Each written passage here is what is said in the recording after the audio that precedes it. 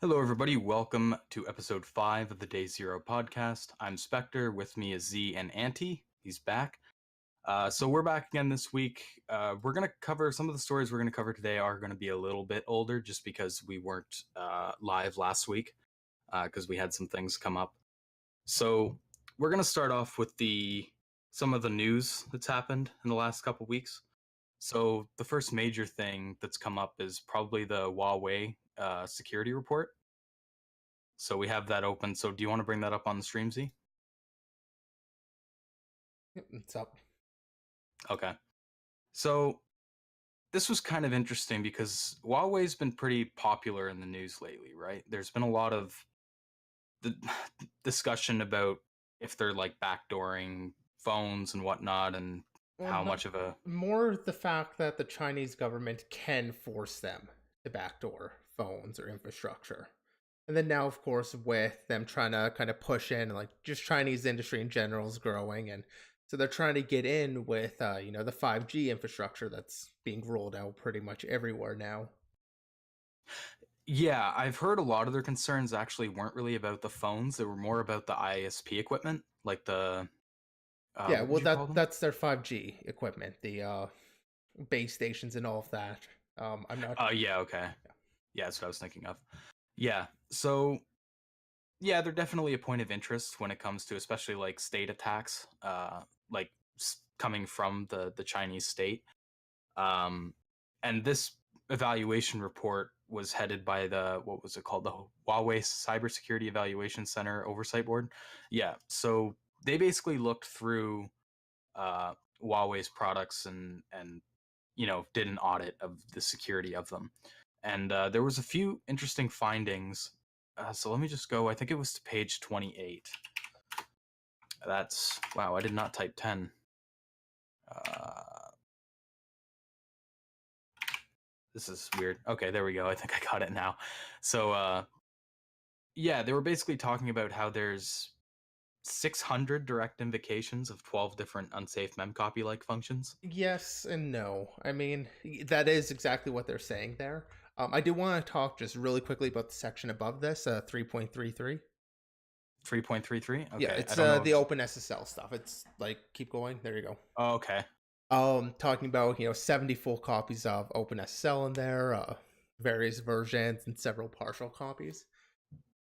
And What the hell? I mean, That's it weird. well, I mean, it makes more sense if you think like, okay, they're using an outside library that also includes some code from OpenSSL. What isn't clear is how much of this. So they talk about some of these definitely had vulnerabilities in them, but what isn't mentioned is, is that vulnerable code actually being included here? Is it executable in any way? Like, is it dead code or is it just there?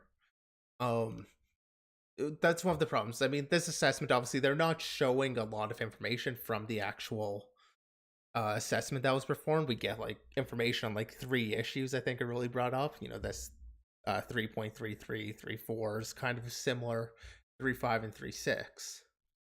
Or Yeah. but I might have the section numbers wrong, but it's like this section is just talking about really 3 core issues. Um, these OpenSSL libs. Without knowing more, it's hard to say if that's as bad. Like, it sounds really weird, but it depends on how they're detecting these as being there. Like, is it literally the entire library file, or is it possible that's just been statically included with something else? Yeah. My other question would be, I think you were talking a bit earlier about the vulnerable versions and stuff like that. I don't really see anything saying if they maybe rolled some in-house patches for those. I believe there is a comment actually. I couldn't point it out, but or Okay. not in-house patches for those, but just the fact that they are running some in-house OpenSSL It, patches. it does say here that it's been modified by Huawei, but Yeah. yeah. So I mean, So this is supposed to be like an assessment of um part of it's about the security of like the code that they're writing. That's kind of going, I think, where you want to start here. The mem copies, 5,000 mem there's safe calls and 600 unsafe calls, or 1,400 to string copy and 400 unsafe. And Yeah, so I thought this was pretty interesting. One of the interesting things that I found about it was it's kind of vague. 12 different unsafe memcopy like functions. Like it's why 12? Like why so many? You know what I mean? Like are Well, they wrappers around memcopy or like I mean, I it just can't seems say what it is. I mean, I yeah. don't really know the. I can't imagine this is just one binary or something. Like this has got to be multiple. So if something has something slightly different, they're probably calling it a different copy. But this is also just a really poor indication of security. I mean, using memcopy is not inherently insecure, and using string copy, same thing. It's not inherently insecure. You can also you're not inherently secure just because you use the safe version like strn copy. You're not. It's a really poor metric. Yeah. It shows something, but at the same time, without any concept or any context to that, you don't really know what's going on. You can't really, without seeing kind of the code quality, what's going on around these calls. And I mean, the other thing is like string copies or mem copy, especially, can be inlined. Compiler optimization. I know GC definitely, can inline some of those calls. So that's just not going to come up at all. And those can be insecure. So Yeah. I mean, it's a poor. It's really a poor standard. I mean, to be fair, like when I look at a binary for the first time, I do look to see like, as a using string copy, like those are places to look for issues. So I don't want to pretend like using string copy is just fine. It's just, if you're trying to analyze how safe something is, it really doesn't give you a good picture of it. Yeah, definitely. That's the big thing I wanted to bring up, right? Is it says that there's 600 direct invocations of like stir copy, for example, calls, but it doesn't say if those pointers are able to be influenced by an attacker or the contents of those pointers, right? Like it doesn't say if it's possible for an unsafe length to be copied into a destination buffer or anything like that. Like there's definitely safe use cases for stir copy, like you said. It's not like a guaranteed issue like something like gets is. No, and to be fair, like this part is looking mostly at the style. They mentioned something like, the code should be written in a secure and robust way or something like that. I forget the exact phrasing. But they make mention, like they're looking at the coding style here. And Yeah. so that is fair to look at this. This also kind of goes and defines like this is a safe API and this is a not safe API, which is a bit of what I was talking about before. There are so many ways where the safe API can also be exploited that it just doesn't make sense to necessarily force that divide.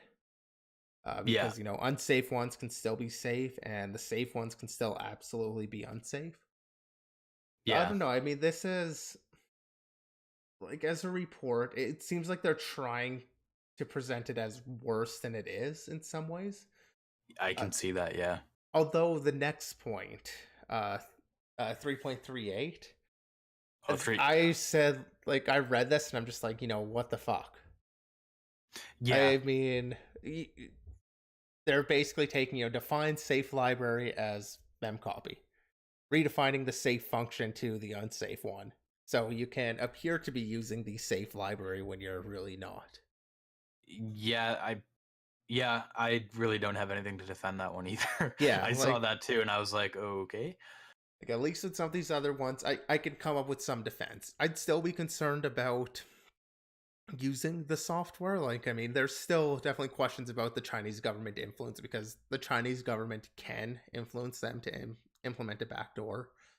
That is a thing that they can and have done. It's not a theoretical attack. Yeah. But when it comes to the coding style here, like yeah, you see problems. The string copy and all that is a common thing to look for. It's Hmm. just it doesn't give the whole picture, and this whole document is just kind of missing, I think, a lot of information to give the big picture. Yeah. It's very much a higher level document. Like it's not too deeply technical. Like those function names, like memcopy and stircopy, is about as technical as I've seen uh, the the PDF get.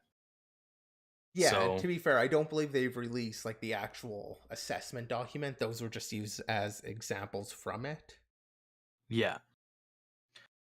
So the other like final point of this was, I think it was near the end, but they did say that. Uh, Let me just see if I can search for it here. But they basically said that they found that they don't believe that the defects were introduced on purpose by the Chinese government. I don't really know how they, like, if they have any, evidence behind that statement that's just not released, or maybe hidden somewhere in the document that I didn't see. I would imagine it's largely just because things can be explained by, or it can be explained without just relying on the boogeyman of the Chinese government. Um, just attributing it to incompetence rather than malice, basically. Yeah, I mean, how do you? I don't know. After the one you guys just talked about, where it is like obviously making certain, I think it was functions like weak on purpose. I don't know how you accidentally, even as a poor coder, go about doing that. You know what I mean? Like, I guess I could understand it in some regard, but realistically, that's really weird. And they didn't even like give any assessment as to why, like you said, and they didn't have any room for wiggle. It just says does not believe, which seems really weird compared to what everything else was saying about this report. Yeah, so that's actually a really good point. Like that is one of the things that if you were to call something out as possibly being like government interference, that said, it can come just from trying to port code over and then finding like, hey, we need to use this. So it ends up being just some developer's misguided attempt to pass, a static code check where somebody's going like, are all of these, uh, calls using the safe API? So they go and use the safe API and get around it by using the define to, let it still work normally. And that's not a good practice by any means. I don't want to defend that as a practice, but it is definitely a practice I've seen, especially in web apps. I see similar things happen with prepared statements where it's like all of our SQL uses prepared statements, but then they're just injecting like they're dynamically generated, SQL injection, vulnerable queries. They just wrap it in the right function name.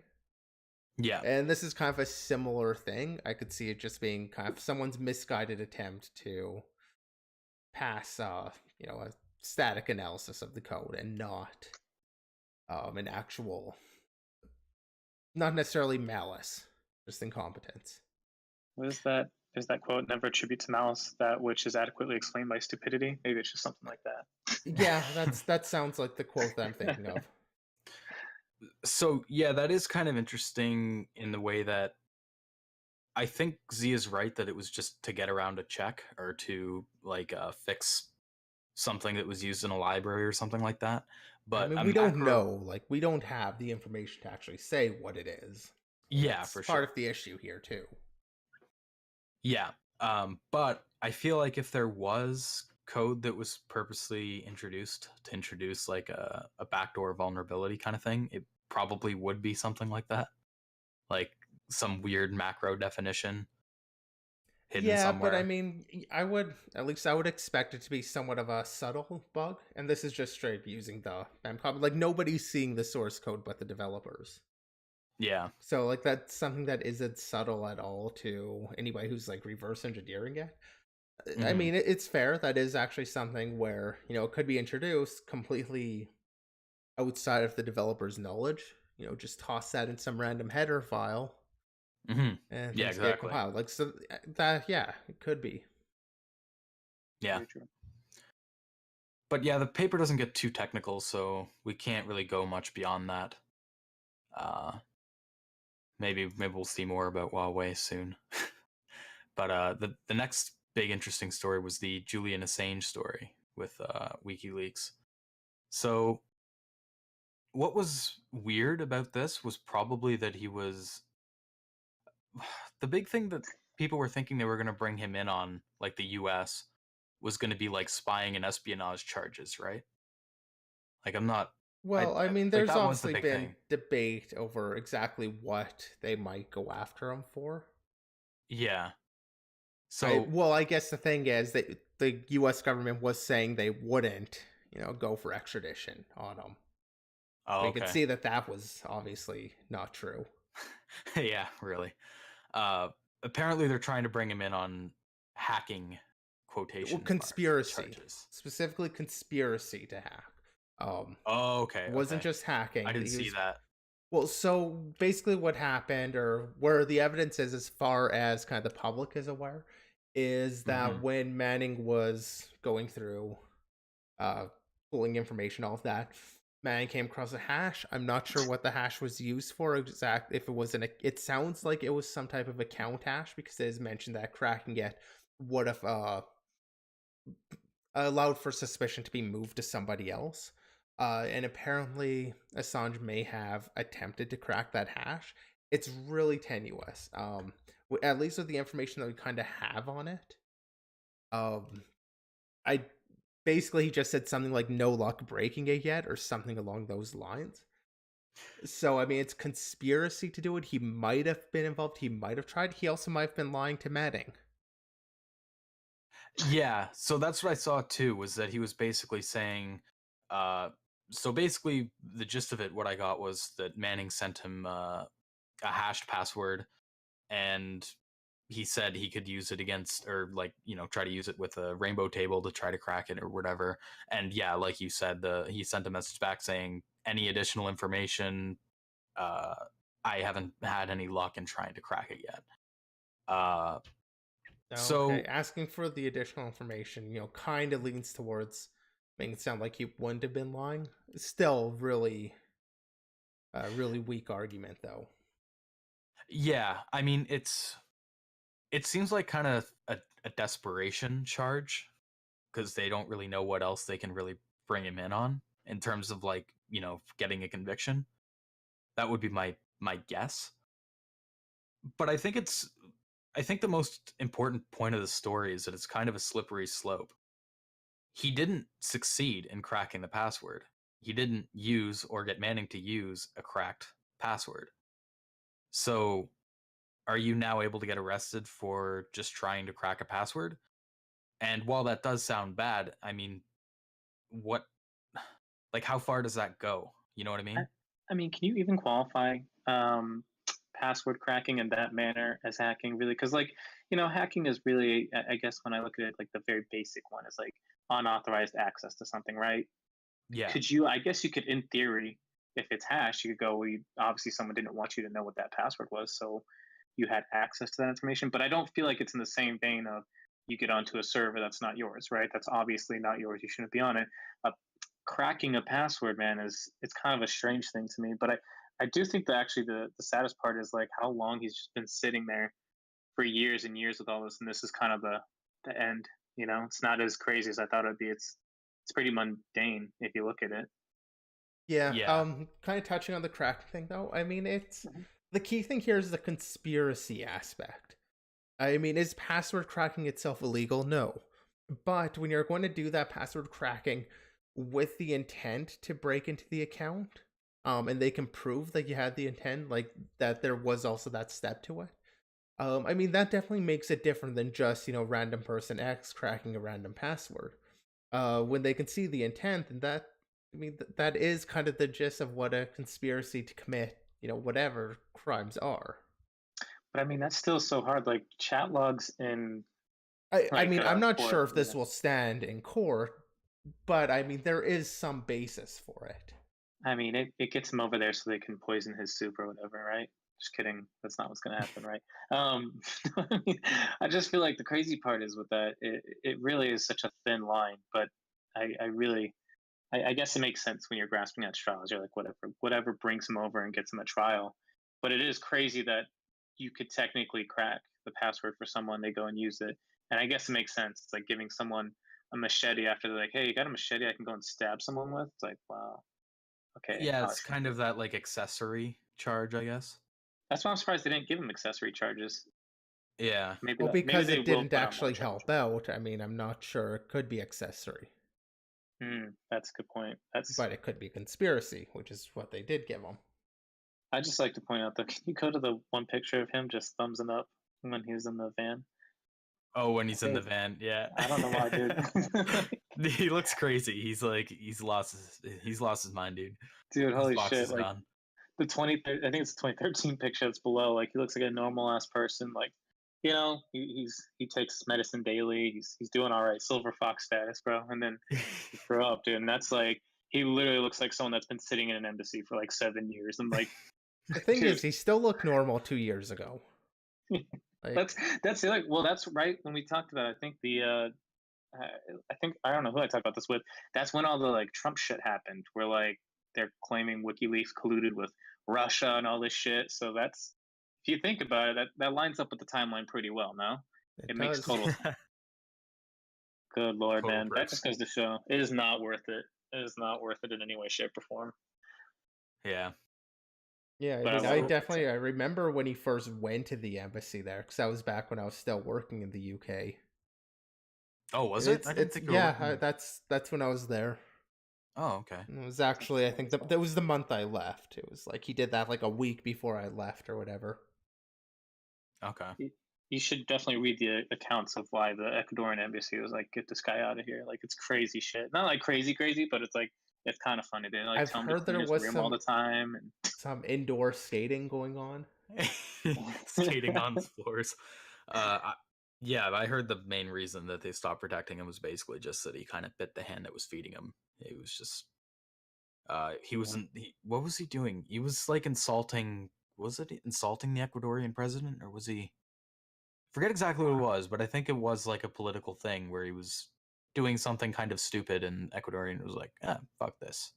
I mean, he kept Get out of here. leaking shit, and they're like, "Hey, could you like stop leaking shit? You're only in an embassy." And they're like, "It's like, yeah, well, fuck you." And then he like gets his like Twitter or like not Twitter center taken away. He gets it back. He's like, "Fuck the U.S." Like he just he has no patience for chilling out. He's just so quick to go back to crazy shit. Yeah, I think this is where it is. His accusations against Assange also include blocking security cameras, accessing security files, and confronting guards. Wait, is accessing security files? That's that's a bit vague. I want to know more about what they mean by that, because they throw that in there like it's just nothing. Like, yeah, they just throw it in there like just casual. Yeah, just access some security files. Maybe he stabbed a person or two. Whatever. You know, it just got tiring after a while. What the fuck? Yeah. But bringing back a little bit to the legal standpoint discussion, did you manage to see anything about if Manning told him what Manning was going to use the password for? Because if Manning didn't tell him that they were going to use it for breaking into government files, I'm pretty sure that was kind of the nature of their relationship. Was the fact that there were some files had already been dumped to. Oh, okay. Like this was part of it where Julian kind of pushed for more content to come, to get more information, more dumped. Okay, yeah. So I wasn't sure if at that point if there was already that I know later on obviously the relationship between WikiLeaks and everything was a known thing, but I didn't know if this was like earlier in the process before that was known, but. Yeah, no, I believe this was after like he had already kind of given up all that he had at that point, and now he's basically trying to get more. Okay, yeah. So I don't see anything else that unless I think there might be a report that talked about the fallout from the leaks, but I haven't seen the logs at all anywhere that all it says so far is he goes, no luck so far after trying to crack it. So yeah, I guess that's something you're just gonna have to wait for them to tell us. Yeah, I'm curious where they got that quote from. It must have been from like a secret source or something, because It's from a chat log. I know that much. I don't have access to the chat log. I'm not sure if it is. Yeah, I was gonna say available, but it's not a secret source. Yeah, sorry, I should have been more specific. I meant one that's not public, like the chat log. I don't know if it's public or not. No, I think that's all they included. So until then, it is interesting though. I would be very curious to see how they fully prove intent in this case. But damn, that just goes to show you, man, those fucking chat logs, they'll get you. Yep. So basically, always use end-to-end encryption. Burn messages after 5 seconds. That's you mean the moral of the story. Matrix would or was it Riot? Riot does end-to-end, doesn't it? I think I so. guess I really should. I haven't actually used Matrix, but I mean that is kind of the next thing here is the Matrix breach. Yeah, so a lot of people in the RE server we're in aren't a fan of Matrix. They're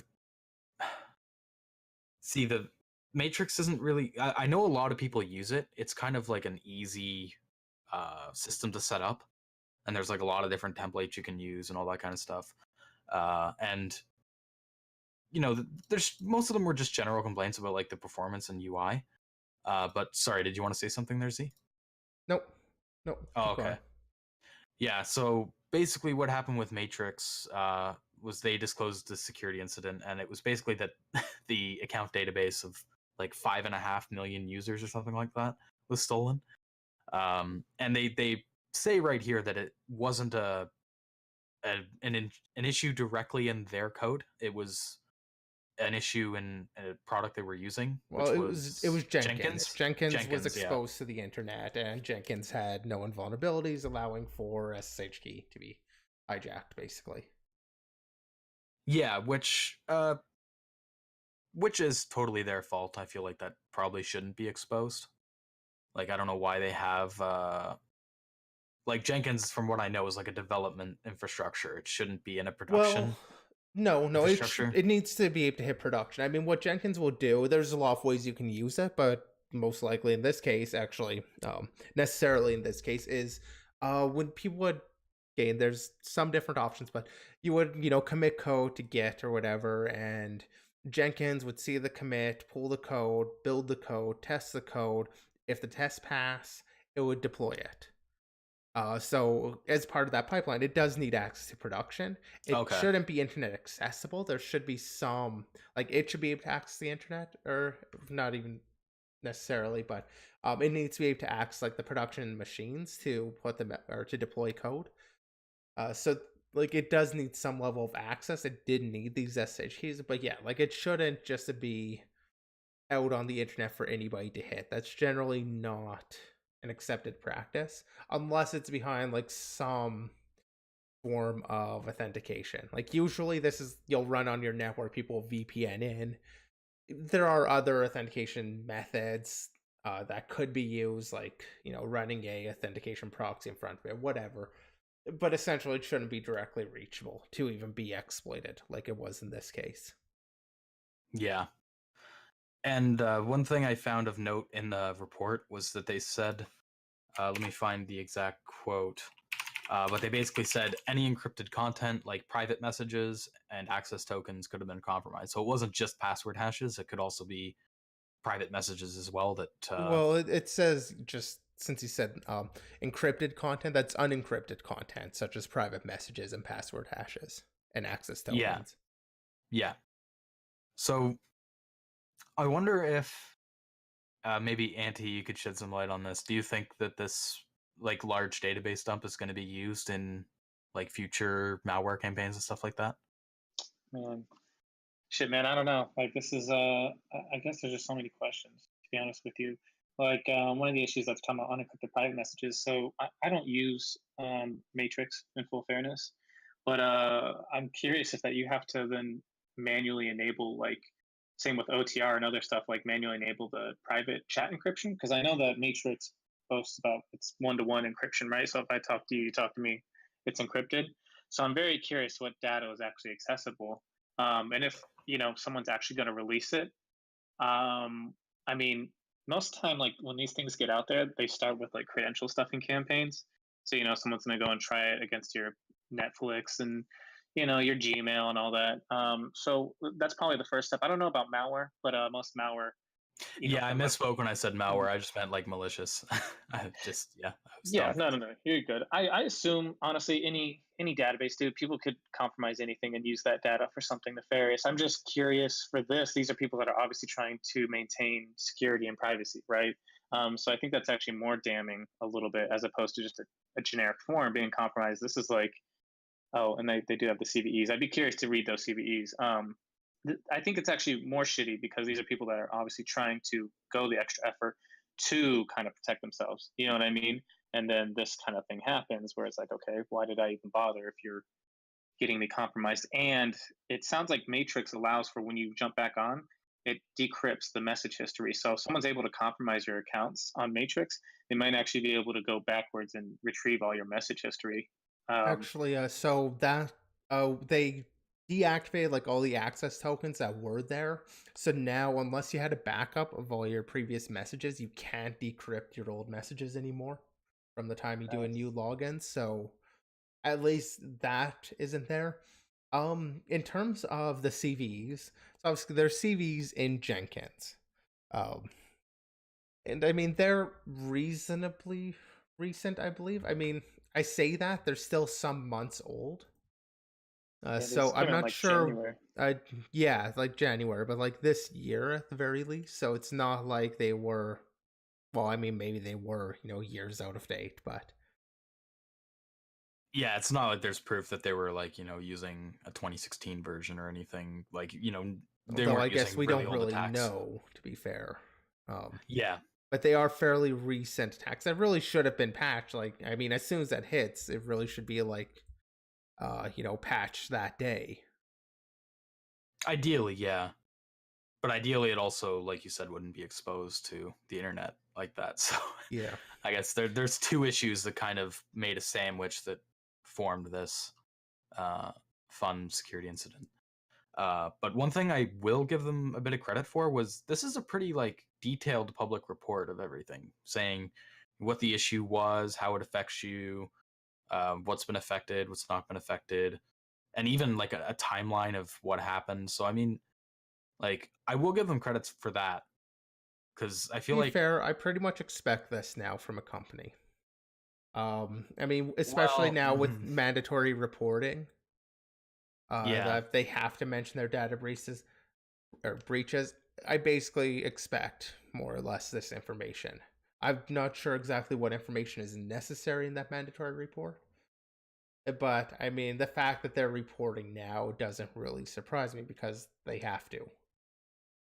well, this report, in terms of how detailed it is kind of a godsend compared to the next report, which is actually pretty recent. It just came. This article was just posted today. Yeah, I mean, this happened About the like Outlook. Friday, so this Outlook Yeah, one. So, I mean, we're not at the point of getting the report just yet. We're not at the point of getting that. We may still get that, and we should still get more information. I hope so. Yeah. But there were a few things like I know Microsoft typically doesn't really like talking about that kind of stuff, right? And it says right here Microsoft is still refusing to reveal how many accounts were affected. I feel like that at the very least should be disclosed because I Do feel they like that is an know important yet? stat. This was That like I'm not Friday. sure. Well, I think they do because they mentioned here that they sent out notifications about the accounts that were affected. Yeah, So well, on Friday they did so. I yeah. mean, there is time that needs to be taken with forensics. Like maybe they do know, maybe they're just not sharing that. I really don't know, but I mean, I would give time before I actually say that they're just not informing everybody or anybody. Obviously, they have informed users that they believe were infected that are impacted, but that could be users that just kind of the widest scope of possible users that were impacted. Yeah, that's fair. And I mean, it said that actors have been able to access accounts for up to 6 months, although Microsoft refutes that and says the claim is inaccurate. But what was um, what was weird was that they said that some accounts were affected more than others. Yeah, well, And I think that comes down to just how this compromise worked. Like, this wasn't a hack against Microsoft. This was a support agent's credentials were compromised. So whatever that support okay, that agent makes more sense now. could Okay. access was then compromised. So presumably, the support agent can access some information, perhaps enough that allow the attacker to get into some accounts. I believe one of their verification things is actually asking for something like what's a recent email you sent or received. So it makes sense, I believe, in that case, that a support agent might be able to just access at least some information about accounts, maybe not the content, but seeing subjects. I'm not sure. So then the accounts that were actually accessed are those that would have been more affected than others. Okay. Like, So do you that's my think? guess. I don't know again, but given that it's a support agent's credentials, like, that seems like a reasonable approach. So then, do you think it was more of like a targeted attack against a specific group or like a specific few people? I doubt it. I mean, Doubt it. it could be. If I had to guess, so I mean, it very well could also just be, some script kiddie had a rat that got downloaded by the support agent, and it's like, oh, cool, I've got all this access, and they like logged in, explored it, and looked, but really were unplanned, or it was really an unplanned thing. It could have been targeted too. Yeah, I guess there's no way for But us to really know. given But that it's just some account credentials being exposed like that, my feeling is like that just doesn't sound like a sophisticated attack. Granted, a lot of these attacks probably, like, by the advanced threats, aren't necessarily going to be sophisticated. If they can get in with those simple things, that's yeah, what you do. mhm. Without more Yeah, no information, you need to can't really burn. say how targeted it was, though. Yeah. I don't think. Sorry, I was gonna say I don't think it's targeted, man. Just to give my 2 cents. I Okay. think it honestly, if it's just someone who like I'm pretty sure like support people get targeted all the time because little skitties know that oh this person can help unlock accounts and do all kinds of stuff. Like there's a lot of those instances that I've seen, man, where people are able to take over accounts that do that and modify it to their ends desire, right? But I mean, if this was something more like actual targeting, I'm pretty sure Microsoft might have covered it a bit if they felt like it was again like some advanced threat actors that targeted only a few of the emails, not just kind of half-assedly look through anybody's they could get access to. Would be my guess. Yeah, no, I'd Yeah, agree that's with probably a that. fair point. Yeah. Yeah, I mean, yeah, like I said, it is hard for us to know for sure. It's just kind of speculation, but yeah, it's definitely a fair point. And if Yeah, you I look, would they expect. did say something about stolen iPhones. By the way, if you scrolled up, it said used to unlock accounts for stolen iPhones and shit. Like this is probably like have used the access to reset stolen iCloud accounts, linked to stolen iPhones. Like this this sounds like very I don't want to say low level, but people who are just trying to hack other people that they know or shit like that. I mean, whatever the fappening was, that was all iCloud accounts, right? So it Yeah. could be something very similar to that. And to unlock stolen phones is just common, dude.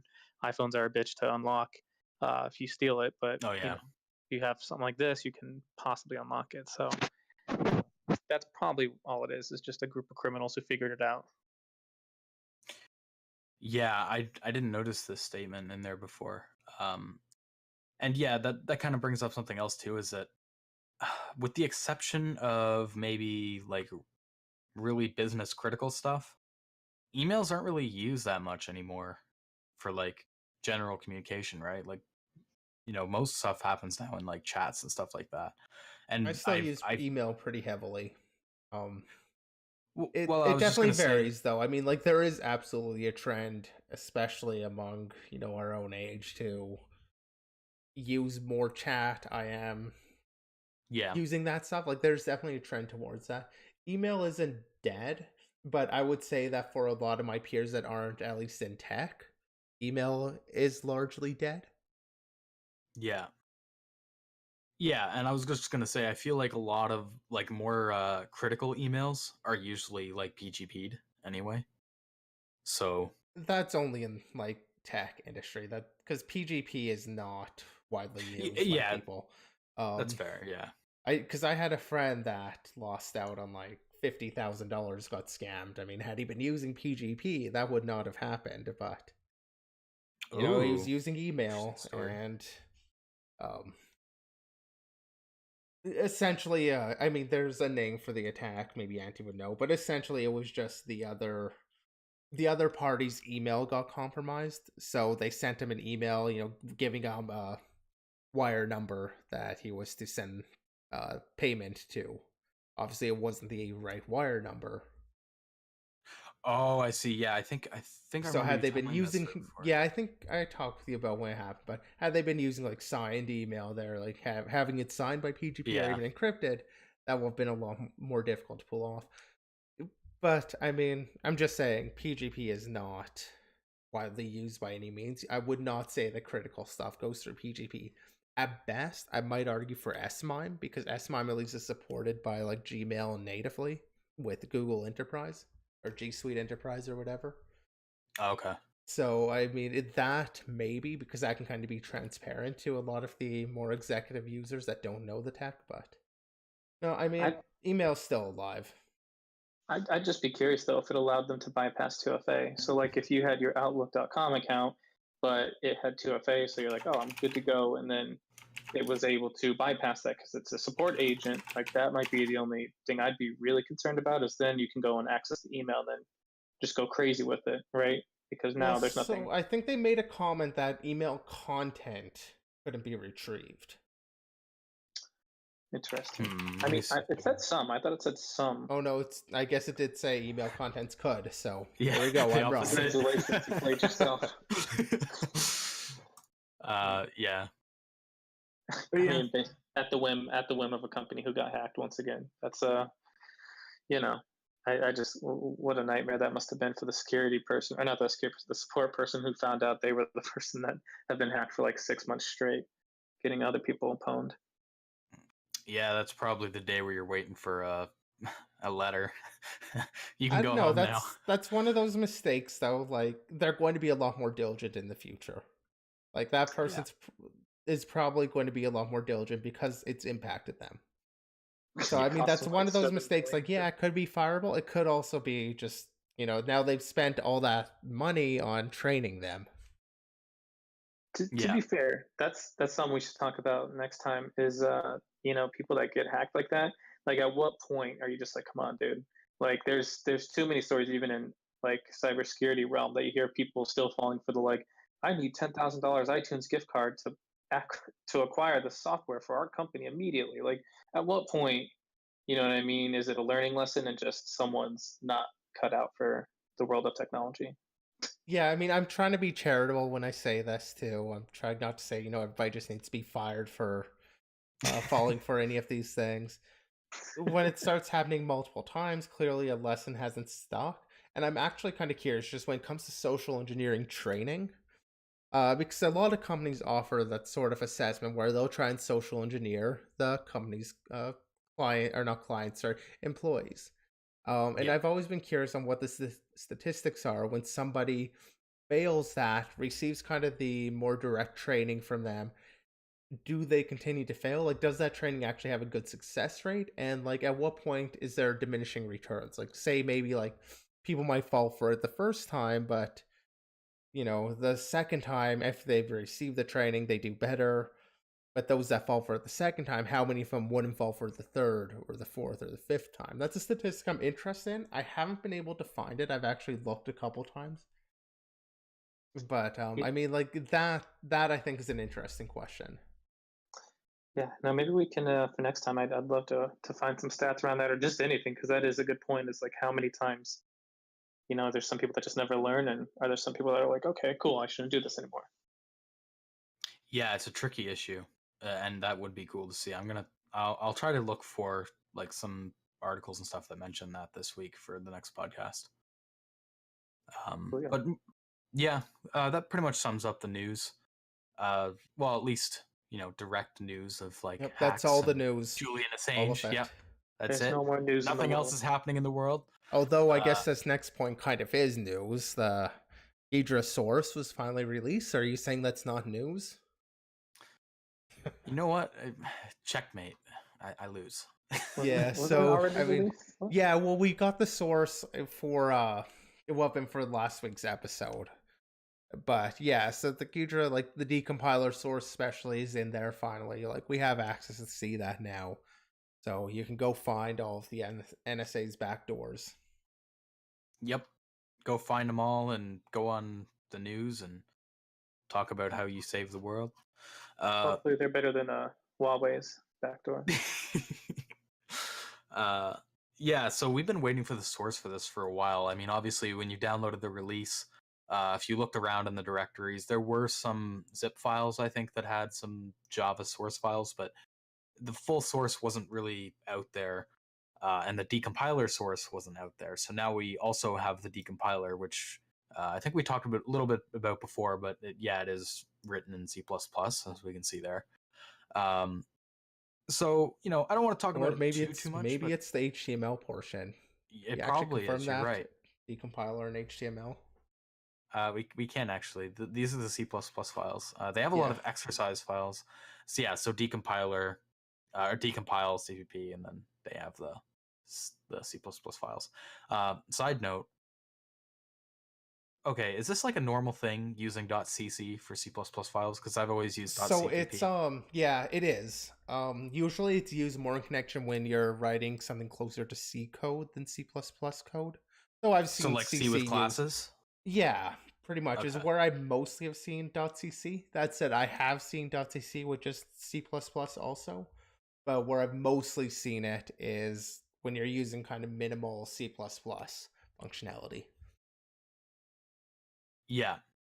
So I didn't get to look at too much of the source. I did look a little bit at the decompiler source. I don't know why they do this thing. It kind of triggers me. The like space between, or like a new line between the definition, the declaration, and yeah, the well, this coding style. bracket. New line there, new line for each of the brackets or braces. This is I don't like it. It's quite the coding style. Yeah. Oh no, I and think it's it could consistent be as never been. improved if they moved the arguments onto their own lines also. So every argument had a new line. Tabbed, of course, but every argument on its own line. Yeah. That's the only but yeah, if you're interested in how Ghidra works, like if you're a listener and you're interested in it, go check it out. It took a while, but it is finally out there. The word of warning, I did try navigating a bit of the source code. They have it's kind of directory hell. Like you go through a directory, go through another one, and then there's another directory, and then there's another directory, and you're like 10 directories deep before you actually get source files. So it is a bit of a task to try to navigate through the source. One thing I did have a question for. Did you manage to see what they used for the UI? I'm just curious. I don't know if you managed to see that at all. I haven't even looked, to be honest. Okay, because I tried looking around a little bit and I didn't really see anything there. But like I don't imagine they use they don't use Swing because their UI is too good for Swing. So yeah, I was just wondering, or maybe they roll their own. I don't know. Would be an interesting question to try to tackle. But yeah, that is finally out there. We've been talking about Ghidra quite a bit on the podcast, so that'll probably conclude the Ghidra discussion, at least for a little while. Well, actually, I'll add one thing. Also, 9.0.2 was released at the same time with a source. Since the last release we covered was 9.0.1. Okay. Does it say much about what? Well, it does back on, or possibly actually. When I checked when I was doing the show notes for the last episode or for last week, the website actually didn't. It still had the old information. It didn't have any new, like it didn't have the change log or anything. Yeah, I'm trying to look for a change log. It does have it actually. No, it's on the actual website. Oh, okay. So it's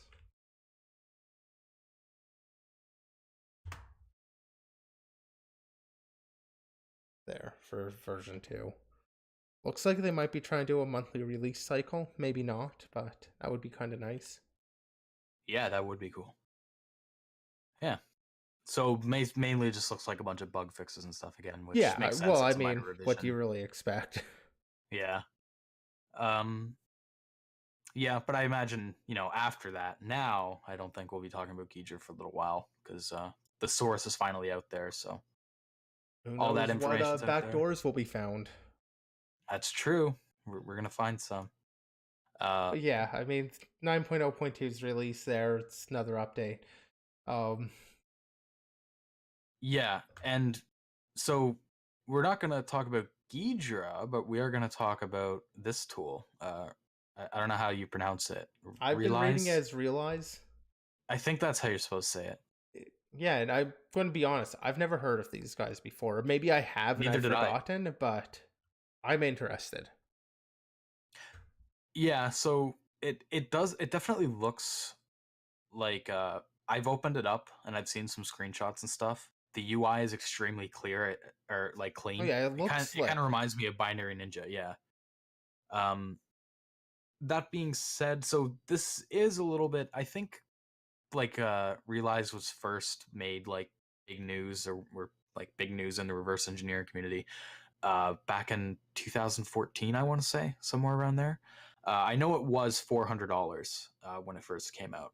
So now they've made it free. So Well, there's so now there another. are 3 different license options. The $400 one, that's 400 euros actually. Yeah, But sorry, yeah, so that's for the 400 euros. professional license. The standard license is about 220 US dollars, or about 100. It's 195 euro. Or there's a student license, yeah, that's 95 euros, or about 110 US. Yeah, So this free one is, free for non-commercial usage. yeah. But I think it's really cool because we now have Ghidra, which is a free decompiler, and now we have this as a new free decompiler. So we're putting even more pressure on IDA, which is always a good thing, because Yeah, IDA so needs to I mean, it's putting pressure on change their price IDA. It's point. just I kind of mentioned like I'm interested in this. I'm not familiar with it or wasn't familiar with it, but like its feature set, it's not an IDA killer. Okay, no debugging. No, Right there no, is it's your not. clear thing. Kind of same thing with Ghidra. You need the debugger. That is like a key feature of IDA. Yeah, But that said, I mean, one, and I guess the other thing is the choice for Ruby for the plugins on this instead of Python. That's a little bit disappointing. I mean, I've used disappointing. Ruby, Okay. but I don't use it a ton, and I would prefer to see Python. Nonetheless, I mean, the feature set of this actually looks really good. For one, it resolves, for the free thing, it's resolving indirect calls. That's something Snowball doesn't do. There's a lot of things Snowball Well, doesn't well, do, to yeah. be I fair, mean, but there's a yeah, lot of things, but I'm trying to compare with another free offering. yeah, that's fair. Which is why I mentioned Snowball specifically. But I mean, we'll see how well the resolving indirect calls actually works. Seems like it's also aware of common libraries. Possibly you can even import some of that, and it'll do like automatic renaming on the basis of those libraries. The diffing UI looks kind of interesting. Again, I've only kind of looked at the features, like the feature page. I haven't actually pulled this down myself to play with. But I mean, I'm definitely interested in this. This is clearly like an RE tool set. Um, I'm also disappointed by the lack of MIPS support. Oh man, can't That's reverse old Mario games. old 0 Mario to 10. PS2. Yeah, that too. So yeah, so like where you were saying where you didn't pull it down, I will say I did try pulling it down today to give it a quick look around. And so I should say this before I go into that. This is a beta release. The official release is supposed to be around the end of this year, or end of Q3 this year. But I tried pulling it down, and I tried using a large binary in it, and I waited for a while for it to analyze, so it wasn't like instantaneous or anything. It had a message box pop up with a progress bar saying it's analyzing. So I left it for maybe 20 minutes or so. I literally just downloaded it 20 minutes ago, and then I tried looking at it again, and I got a message box saying the evaluation version is expired and it will automatically now close. So I didn't even have it for 20 minutes, and it was just like, yeah, no, you don't get access to this anymore. So maybe Well, I should open an maybe it's issue. only a 20-minute evaluation. It's free for 20 minutes. Yeah, no, maybe that is just a bug that I encountered. I'll try again to play with it a little bit more, because like you said, like this does look very clean, and I do want to see uh, if it can be like I don't know if it could be a main driver, like my main driver for disassembling. But it looks like it could be potentially. No, I mean, I think without the debugger, I guess you do a bit more of like straight up just static analysis. Maybe it would be more useful with you, but for me, like without the debugger in there, it's hard for it's hard to say it would be a daily driver. So yeah, I'll be honest. Maybe it's just because I'm a bad reverse engineer, but I've only used the debugger in IDA once ever, and I hated it. I tried using it and it was just a huge pain in the ass. I liked using command line debuggers a lot more than IDA's debugger. Maybe it's Well, just I because I'm think a it's noob and I more didn't know how to just navigate it. having But this information that you have in IDA and having that with the debugger, being able to step through, see the values going on there, like having that in line right in your display is yeah, that's useful. true. Yeah. But yeah, I just wanted to say that, like, you know, kind of a full For disclosure, small I don't stuff, really I use the do debugging. totally use like, pwn debug and stuff, like the command line. When I'm doing like a CTF, that's still kind of my preferred debugging method. But there's Yeah, absolutely convenience with having it right in IDA. yeah. So hopefully we can talk about this a bit more, maybe when they officially release it. We get some time to play with it. Hopefully the issue with bigger binaries isn't an issue because, you know, we talked a little bit before about Cutter that can't handle large binaries. Ghidra can take a long time for first analysis of large binaries. I'm probably thinking this might be hit with a similar issue just from what I experienced with how long it took to analyze the binary I put in there. So maybe that's something that'll get improved over time, or maybe it won't be like a as much of an issue where it's still in beta. So I think this will be something to keep an eye on. Yeah, or maybe you just need to be more patient. Patience is a virtue, they say. Yeah, But yeah, I mean, it's that's definitely probably it. interesting. Like, I am interested in taking a look at this. And speaking of being interested in taking a look, the next tool, this Fracker, I'll pull that up. I mean, I know you don't do a lot of web stuff, and I mean, this is nothing like super new when it comes to like PHP tooling. Like, you can get, I mean, you use a debugger on PHP, you've got the same thing, but essentially, this is a PHP extension that you give it your function, and it'll kind of, every time that function gets called, it'll show you the trace on how it got there. It's just kind of a nicely packaged thing to do this. Like I said, it's not necessarily new. Like, you, with the debugger, you can kind of get this, set a breakpoint, and you see it. You're fine with that. But it's a nice little packaging of it. It's an interesting little tool that, at least when you can run the PHP code locally, could be useful. Yeah, I took a quick look at this, and this definitely looks really neat. I looked a bit more at the. I think it's a bit lower down below. They have like a list of some of the things you can do with it. So I saw you can do. You can trace like specific functions. You can track user input for doing like source to sync analysis. And like where is it? I'm just trying to see if I can find where those command line options were. I feel like they were in this document, but maybe I'm. Oh, why is it doing? Okay, I think the scrolling is broken at the moment. Yeah, I can't find it at the moment, but it was basically saying that you could do like a bunch of different options in how you were trying to look for things. I don't know if you managed to Yeah, see I any of mean, that. it's as for where those options are, uh I think it might have just been mentioned kind of offhanded. I don't know if it was laying them out exactly. I I guess thought it there is had a the list, but I guess I was settings. wrong. The settings, you Yeah, think it's in settings, there? configuration files. Either way, I mean, it's But an yeah, interesting tool that, again, I haven't had a chance to actually play with, but it's something I'm definitely interested in. That was, at least it just came to my attention quite recently. Um, yeah, it looks like they might have just had like a little release of it. I'm not sure if that's I'm not sure how old the project is itself. It looks like it's had a fair yeah. number I've of seen commits, 25 days commit. Yeah, but I mean, it's, at least there seems to have been a release pretty recently, like this last week. This was on our last week set. yeah. But I mean, it's interesting. It's something there kind of for doing PHP assessments, which nobody really loves. I'm sure somebody does, but Poor souls. um, One thing I could see this being like a pretty useful thing for is, well, maybe not. I don't know. I'm thinking maybe CTFs. It could be interesting to use for.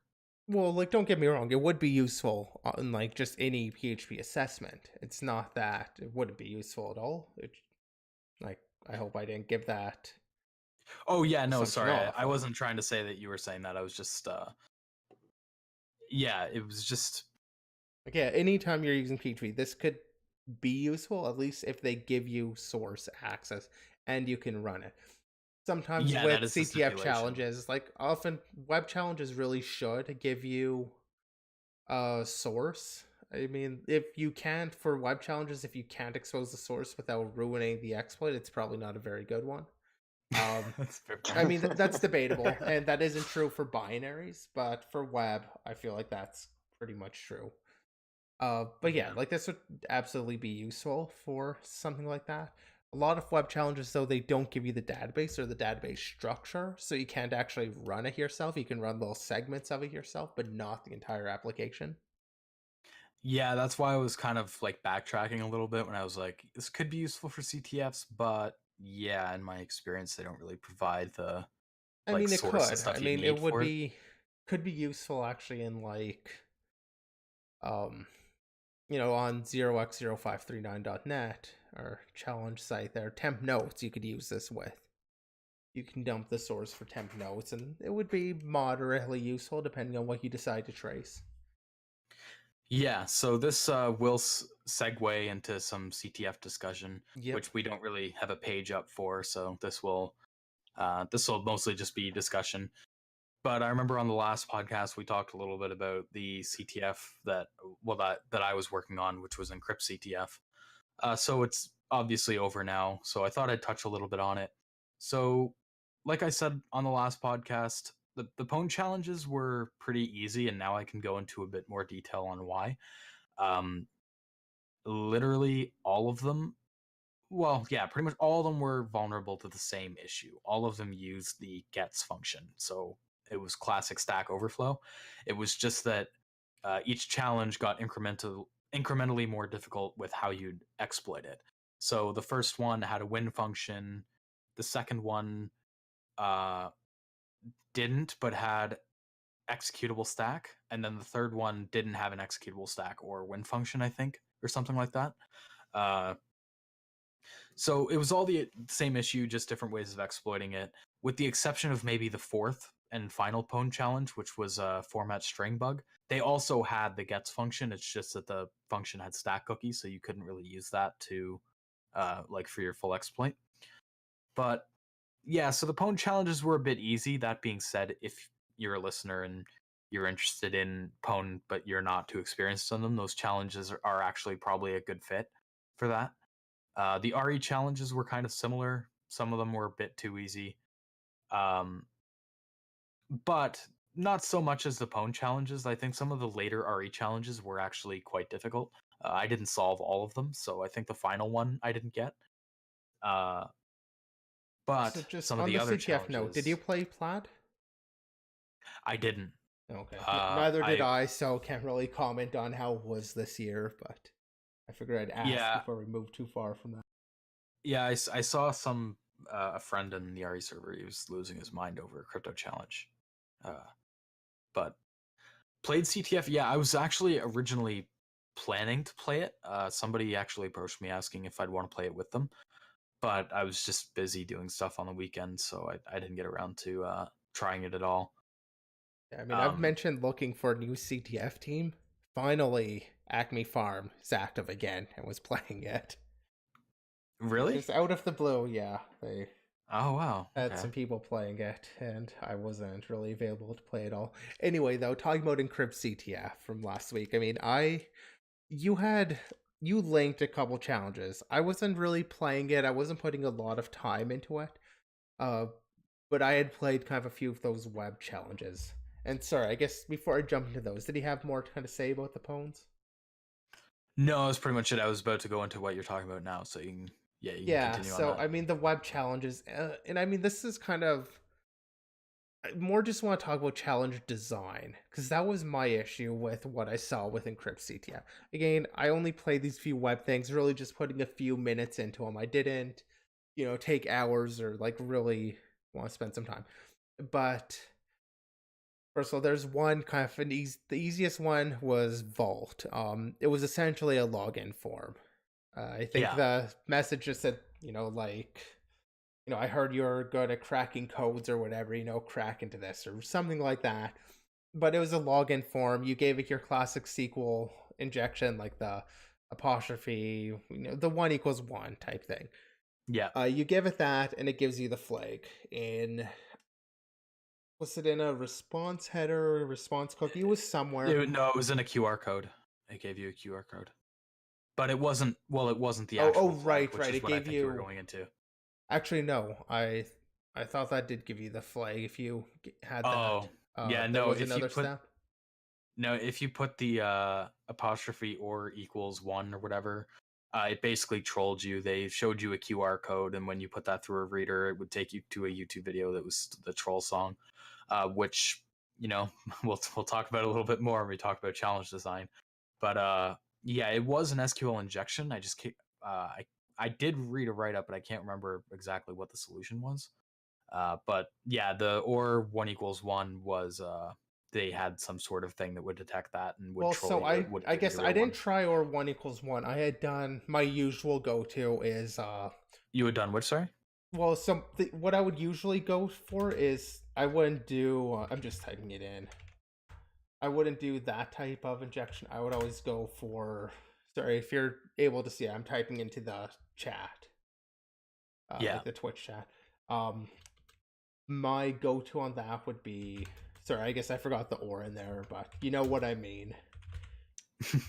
I would try and do something like that, which fills out. So when it adds that apostrophe at the end, it's just going to end the query, and everything else is normal. You don't need to comment things. And I mean that worked. I'm almost certain I did get the flag actually from that. So. Oh, okay. I don't remember you getting the flag. I got the flag after it ended, and I looked at a write up. Oh, okay. Because that's what I was going to get to though. My issue here is because I had tried this, and that definitely worked once you had it, I believe. Again, I don't remember if I just got the QR code and thought, okay, that's probably the flag, and didn't go on. Maybe I did. But one of my issues here was it also had as part of the request, one parameter was something like submit = submit. Just kind of in there as part of the post request. Pretty standard. Like you see that if you leave the name in on the submit button, you enter like name = submit and value = submit. And value being what the text box will show. It just kind of gets sent to log, and oftentimes this is useless. Like it's not actually checked by anything. It's just kind of tagged on because of the HTML. In this case, so what I had done is one of the kind of standard things. I'll try and take a request and just make it as small as possible, so removing kind of things that aren't needed. So when you first linked me the challenge, I kind of opened this up and I just removed the end submit = submit from the request in like burp repeater, and sent the request and kind of gave me the same response back. So I figured, whatever, and then I think I left for a couple hours, came back, and just kind of went back to testing all of the different injections and stuff. Turns out you needed that end submit, so since I forgot to add it back, even though all the requests still look the same, none of my requests were valid unless they had that add submit. You would just get access denied every time. Which, I mean, okay, that's fair on like a real world application where, your website needs every parameter. That's completely fair. I definitely put this kind of mostly on my bad. But at the same time, with a real website, I can easily validate if my request is doing something. I can try to log in with proper credentials, and it'll fail to log in, so I know something's wrong. In this case, there's just no information kind of for you to work from besides there is nothing. Like you only get that one page unless you get the flag or I guess the troll. Yeah. Just quickly hopping off that just to bring this up, Anti had to hop off.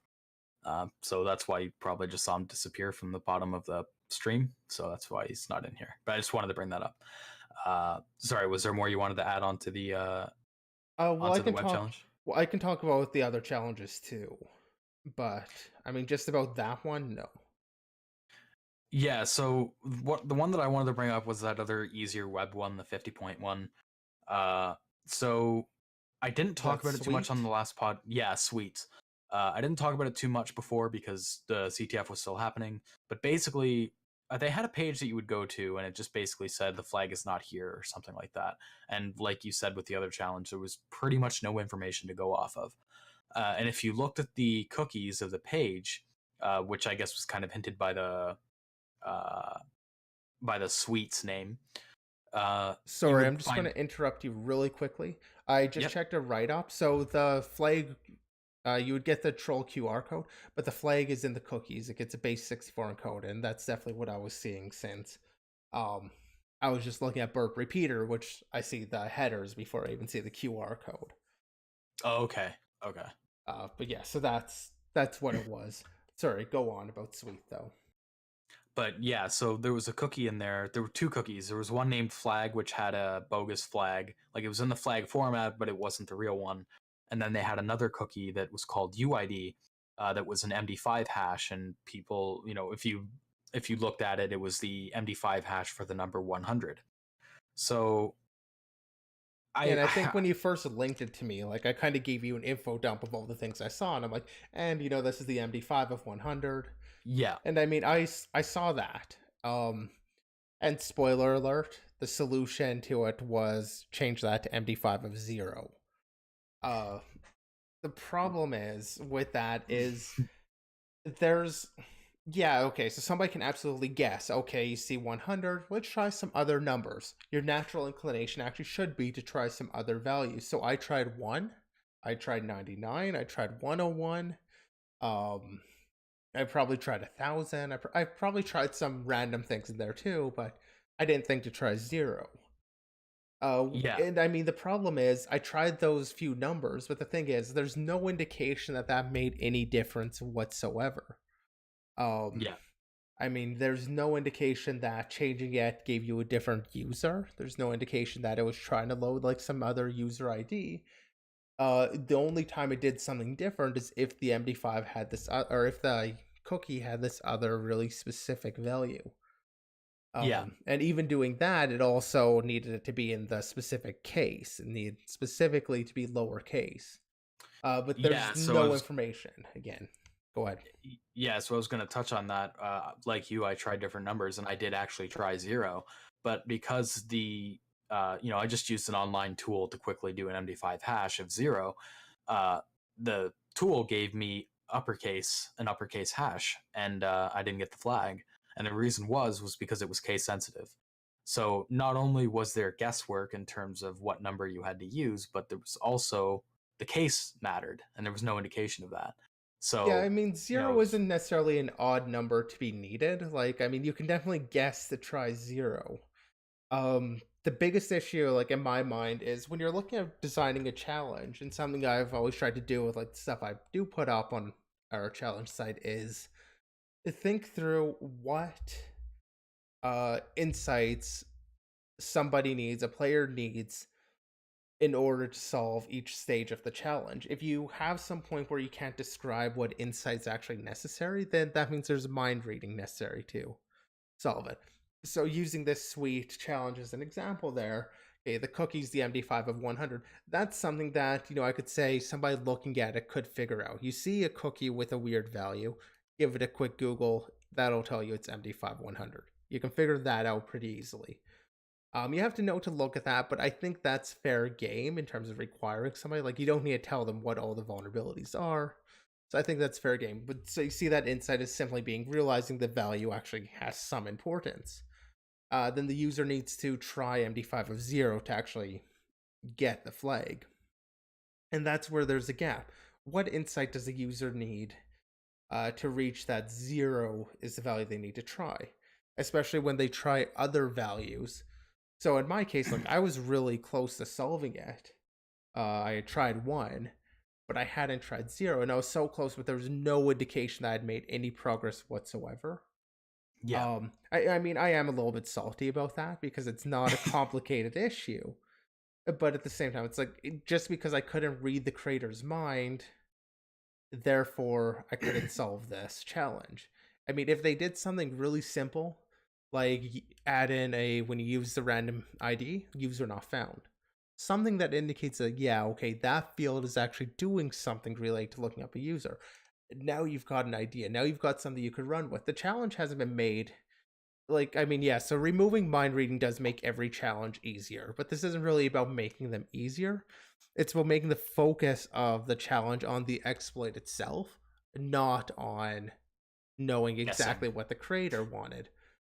Yeah. So like it does require making it a little bit easier, but if your challenge is made easier by removing mind reading, it's just a bad challenge. And I mean, like, this idea is kind of cool. Like the MD5 user, like, okay, there are some ways you can implement that in like a real application that would actually be kind of cool. But the way it's done here is it's just like the whole reason I failed on the challenge was not a difficulty actually solving it. It was a difficulty in getting like in guesswork. Yeah. And there were a few challenges like that. Well, And there's also the trolling in the challenges, and I mean, it's yeah. part of it with these CTFs. Respect the player's time. They're putting their time into these things. I mean, some trolls are okay. I felt like it was a bit much because all of the web challenges had them. Maybe the pwns were better.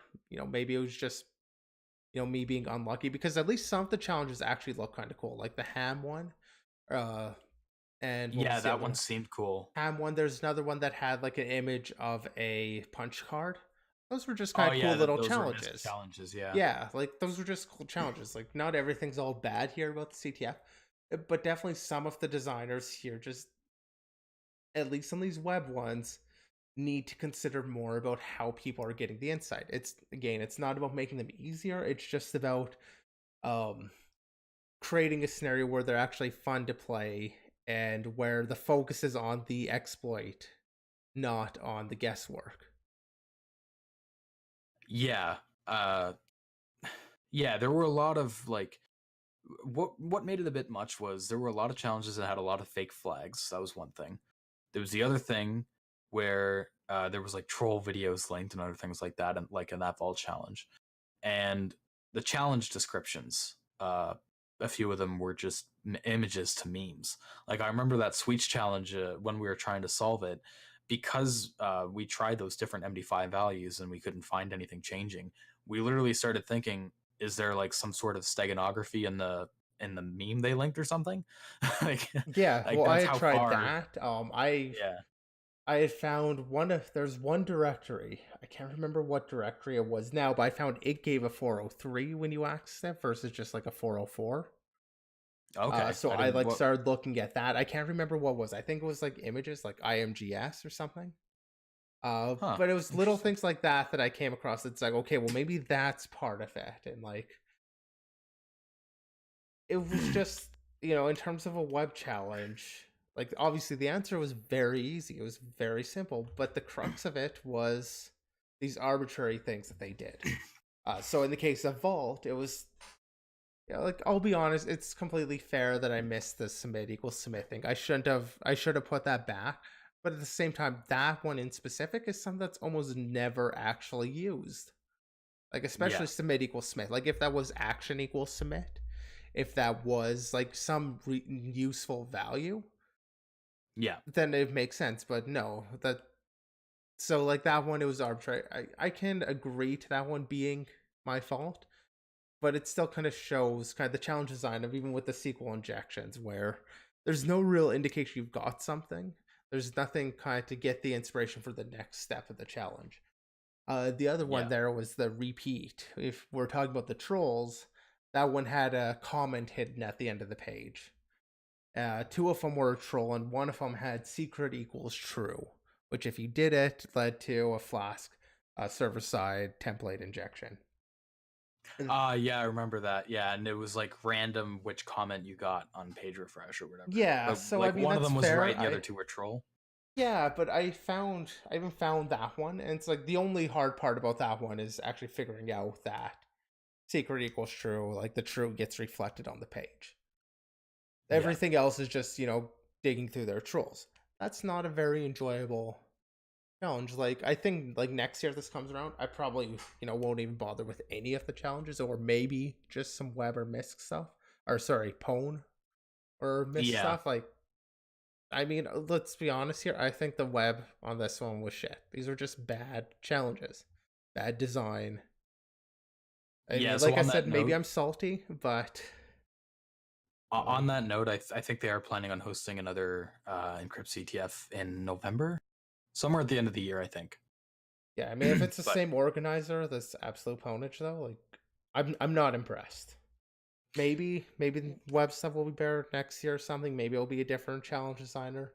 Maybe they'll hear this or something. But I mean, so I guess that kind of leads into what makes a good challenge, right? And talking a little bit more about Hex 539.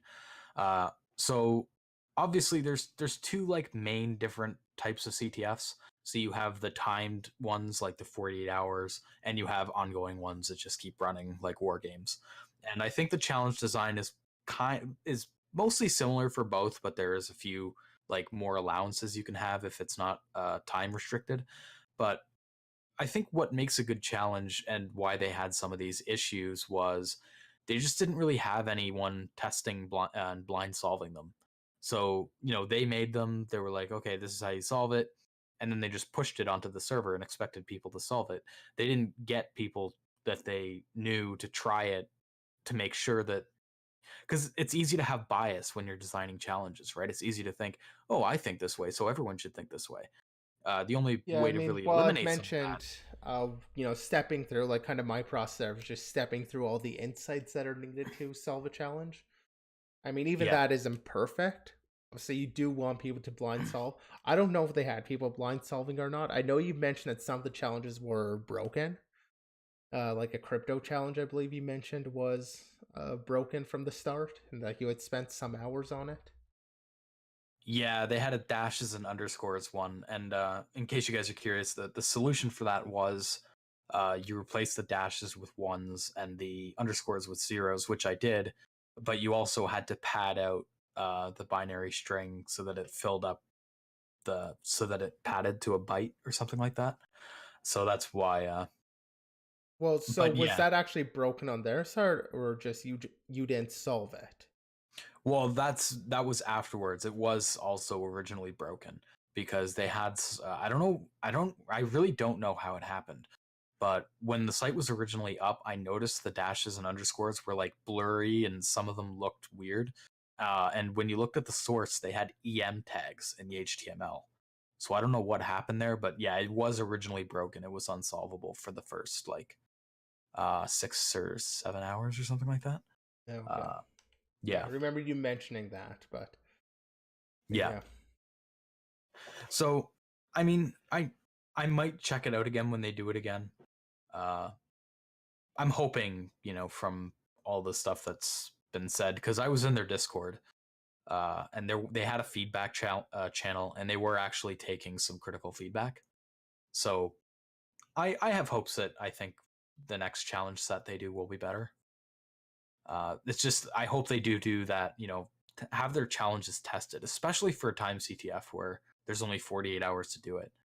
Because if a challenge is broken or something like that, which would have been avoided if they were tested, then that could cause, especially maybe not so much teams, right? The big teams, they're fine probably, but the smaller people, like 1 or 2 people teams, or people who are new to CTFs, that's just going to be unnecessarily frustrating and hinder them.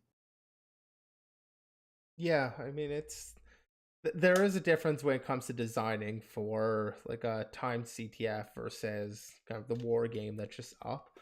Part of Mhm. that comes down to obviously with the timed ones, you need to be a lot more careful about keeping things so they're solvable in the set time limit. Yeah, And you've kind of mentioned the other thing is not wasting time, and you'd waste time by having broken challenges. Like there's a certain level of quality that you need for the live one also. yeah, I mean, I don't know what led to the challenge breaking, especially just using EM dashes in there or whatever. Like, yeah, I don't know that. Like, there could be a copy and paste problem that really happened there. Like, it could be really easy to explain that one. yeah, But I mean, when you do these challenges, though, you really need. I mean, it's my big issue is the trolling, and I mean, you have to respect the player's time. Even with the longer war game, like when they're just running, you still need to respect the player's time. You yeah, don't want to have a challenge that's going to take, 72 hours of pure work, because that just stops being fun at a certain point. Even if they have the time, you're still asking them to commit that time to you. So to artificially make that longer by having the trolls just isn't cool. The occasional troll's fine. I think one of my favorite little trolls I've run across was literally a file was embedded called redherring.png, and it was a red herring. Okay, that's kind of fun. I remember that. Yeah, I feel like I remember seeing that. Yeah. You can have some fun with the trolls as long as you don't go overboard. I don't want to say like never troll or anything, but be more mindful. Subtle about it, I guess. Well, just be mindful. Yeah. So moving on from the CTF stuff, we got some vulnerability disclosures. Those are fun. Yeah, there have been a bunch recently. You just brought up the Dragonblood, and I think there were a few other names that went along with it. So if you're not familiar, WPA3, kind of the algorithm used there, is being called Dragonfly. And this is several vulnerabilities against Dragonfly. Interestingly, this is the same guy who found the crack attack stuff, which was against WPA2. Yeah, I saw that, yeah. So yeah, same guy who did that. WPA3 is basically a response to that, and now he's coming up with some more issues. To be fair, these aren't, I think, on the same level as the crack attacks, but still interesting. It's kind of 4 attacks that there are here. Downgrade, I think it's referred to in this document as downgrade to dictionary attack. Basic idea, rogue AP only supports that pretends to only support WPA2, even though the client will like reject that and be like, no, you said you could, do WPA3, or whatever, like it can detect it. Enough information is sent that an offline attack can be performed, so it's considered an issue. It sounded like you were going to say something. Well, I did want to ask you a little bit about. So I looked at it and I saw that it said there was a denial of service attack, which is obviously you can bring down the access point. The downgrade attacks and the side channel information leaks. What kind of information is leaked though that would lead to? So it reveals partial password information. I'll actually touch on those when I talk about there. Just before I get on, I just want to mention, since it's the order I've got my notes, the other downgrade attack was a group downgrade where you jam legitimate handshake messages and then you send a forged one indicating that only weaker algorithms are supported. Really basic idea, and that will just downgrade everybody to using a weaker algorithm. Yeah. By the way, could you bring up the page on the stream? I completely forgot about that. Yeah, I forgot about that also. Yeah. So getting on the information that gets leaked though. So those were the 2 downgrade attacks. The dictionary, by basically using a rogue AP or jamming messages and forging a message, you were able to get it to do something else, basically. The 2 cache ones that actually get you some information, they don't get you a ton of information. Like, you're not getting the password exposed. Essentially, with the cache-based one, if an attacker can determine, you have to be able to run code on the victim machine also with this one. But if you can determine what branch was taken at one of the points, in the evaluation of the password, you're able to basically figure out. Like, it doesn't. I think the GitHub goes into a lot more detail. There's kind of a release of some exploit code with these. But, okay, I didn't see that. Actually, if you stay where you are, though, if you go up a bit. Oh, yeah, sorry. Right there is the cache base. This is what I'm talking about, where you can determine which branch of the if then else branch was taken, and if you can do that, you can learn whether a password element was found in a specific iteration of it. So it's not like all the information about the password. You don't know the entire password. You know a little bit about the password. So with that, you can then limit all the passwords that you need to attempt to brute force it. So it's just a partial break. Similarly, the timing-based side channel is that Dragonfly's algorithm will use a variable number of iterations to encode the password. And that's based on both the password and the MAC of the access point and the client. So if you're able to determine how many iterations were performed, a timing attack by how long it actually takes. In addition to knowing the MAC addresses, you're able to again kind of limit the possible passwords. That's neat. That's really cool. I didn't. So yeah, so I remember seeing something where you could use one of these in a loop or whatever to try to get more and more of the password. So I'm assuming that's the one you were talking about with the cache-based one that with that. Then else, I don't know. I obviously haven't looked at what the statement is, so I don't know if that's true or not. Maybe that was just an assumption. Well, no, that's definitely a possibility. I think that actually might be the cache-based one though. Okay. Just because that you might have more control over what's being seen or what's being exposed. Whereas the timing-based one, you're only really able to expose. See, because with the cache-based one, that's the one that you need to have. You need to be able to run code on the victim's machine. You can't just do it over the air. You can't just listen or anything. Okay. So that one, you would be able to reveal a certain.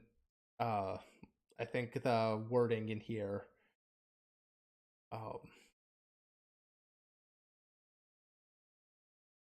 Essentially, you would possibly be able to figure out what characters or whatever was actually in the password that was being iterated at the time. I think this is only really has an impact on the first iteration.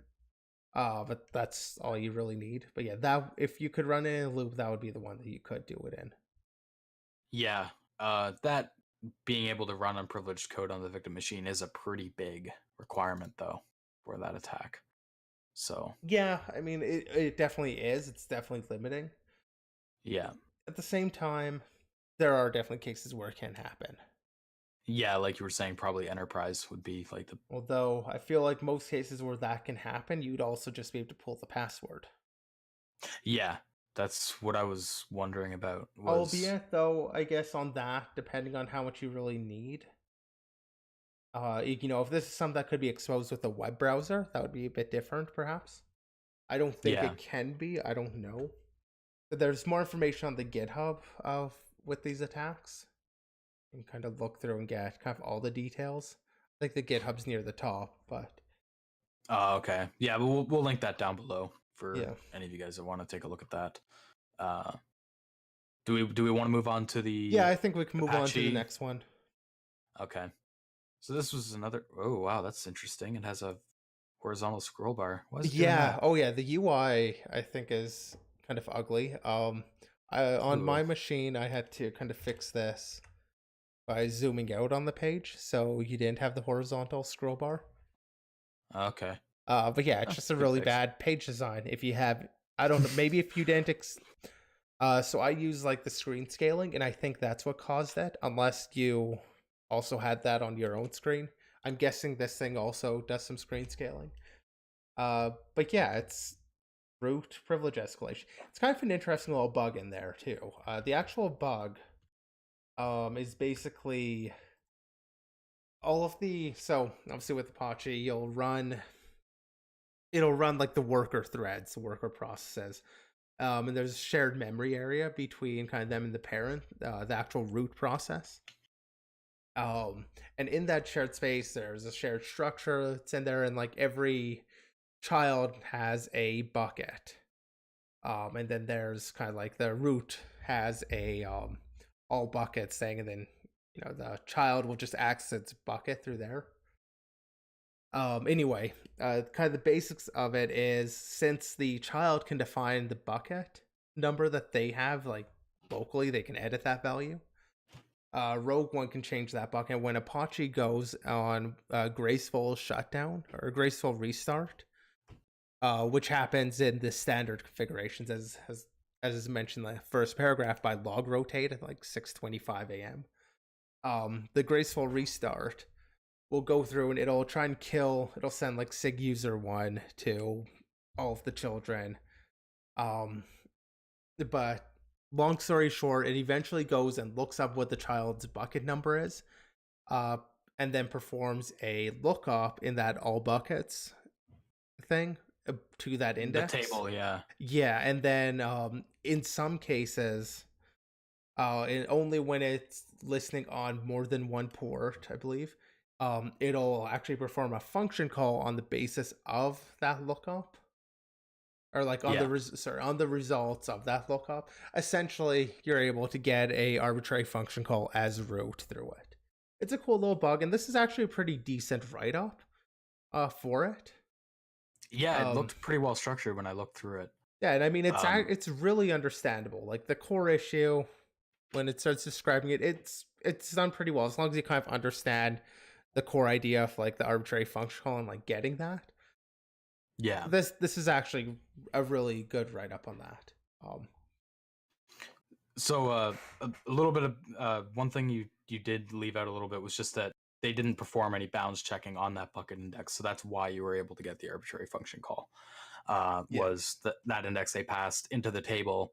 You could change that so that it was out of bounds of the table. But one thing I did find interesting about this specific bug was that I don't think you could exploit it with this bug alone. You also needed to have arbitrary read-write into the process address space, which you didn't get directly through this bug. So no, you needed to be you need to be a rogue process in there. There need to be something like that for it. You couldn't just exploit it. Yeah, so he details here about PHP use after free 0 day. So the use after free was basically just this right here. They set a global variable y, they unset element 0, return this, and then that element's still used. So there's a use after free in the PHP engine. So yeah, they use that to gain the arbitrary read write, and then use that to gain the corruption they needed to do the arbitrary function call. And the other thing that was cool was that it mentioned that it had an 80% success rate if there was 4 workers, and with more workers it jumped to 100%, or roughly 100%. So I wonder why the number of workers has that kind of effect on the stability. 80% is already a pretty good stability rate anyway, but like I wonder what causes that jump. I don't know too much about Apache, but yeah, I don't know enough on the internals to really comment on the cause of that. Oh, wait, okay. I think it might actually say right here, having more workers means we can spread the address of our mutex over less memory, but it also means we can specify more index for all buckets. This means that having more workers improves our success rate. Okay. Fair enough. I mean, had I just read it, it takes all the fun out of it. But yeah, so I actually find this pretty like cool. It's kind of, I talk a bit about, and like I've talked a bit about, and I have done exploitation of JavaScript engines. You don't really think about it too much on the server side, though, with exploiting Apache and PHP. I mean, obviously it is a thing, or this write-up wouldn't really be here, but I don't think it's thought about as much from like an attacker standpoint, right? Like what JavaScript is like, if you're gonna get hit with, like, if there's gonna be malicious campaigns happening, I feel like more focus is put on browsers. Like there's a huge focus right now on browsers in terms of security, but I don't think that focus is really there so much on the server side. See, so it's really well, I know what you mean from exactly the opposite perspective. In years past, there was a lot more focus on just popping servers, not on the client side stuff. So like I disagree. There's definitely still focus on the server processes. Malware campaigns obviously are looking a lot more on pwning the client, so the browser's the thing there. But looking at servers, like that's absolutely a thing. Popping servers is or at least used to be a lot more common. I mean, it still is common. Don't get me wrong there. People are still looking at that. There's no lack of people looking at the server side stuff. I will agree with you that there has been a move towards the browser vulnerabilities and towards more of the client side stuff, but that move to client side stuff is recent. Yeah, I guess it's partially also due to the bubble that I'm in a bit. Like a lot of the people I follow in the security community are looking at browsers. So many people. But Well, I mean, browsers, when you do the PS4 stuff, browsers are your entry point to that. that's true. But a lot of the security people I follow also don't aren't PS4 or anything. They're just, but some of them did come from console scenes. So, and browsers is like a popular thing across all consoles. So it does kind of make sense, I guess. But yeah, it's just cool. And this kind of bug seems like a very, very straightforward one. Like you were saying, it's a very basic vulnerability. Yeah, like to be fair, the server side stuff like this is definitely, in a lot of cases, a fair bit easier to exploit than like your JavaScript engine. Your JavaScript engine is obviously, I mean, to be fair, like the servers are also well hit targets, but the exploits are very different. Yeah. Just because, I mean, desktop, you've kind of got a lot of the user land protections that are meant for desktop users that you don't really see on the servers. Yeah, I didn't really consider that either. So basically what you're saying is we should all just jump on the bandwagon of researching Apache and make millions. Well, if you think you can make millions doing it. Probably not. But yeah, but it's a really cool write-up.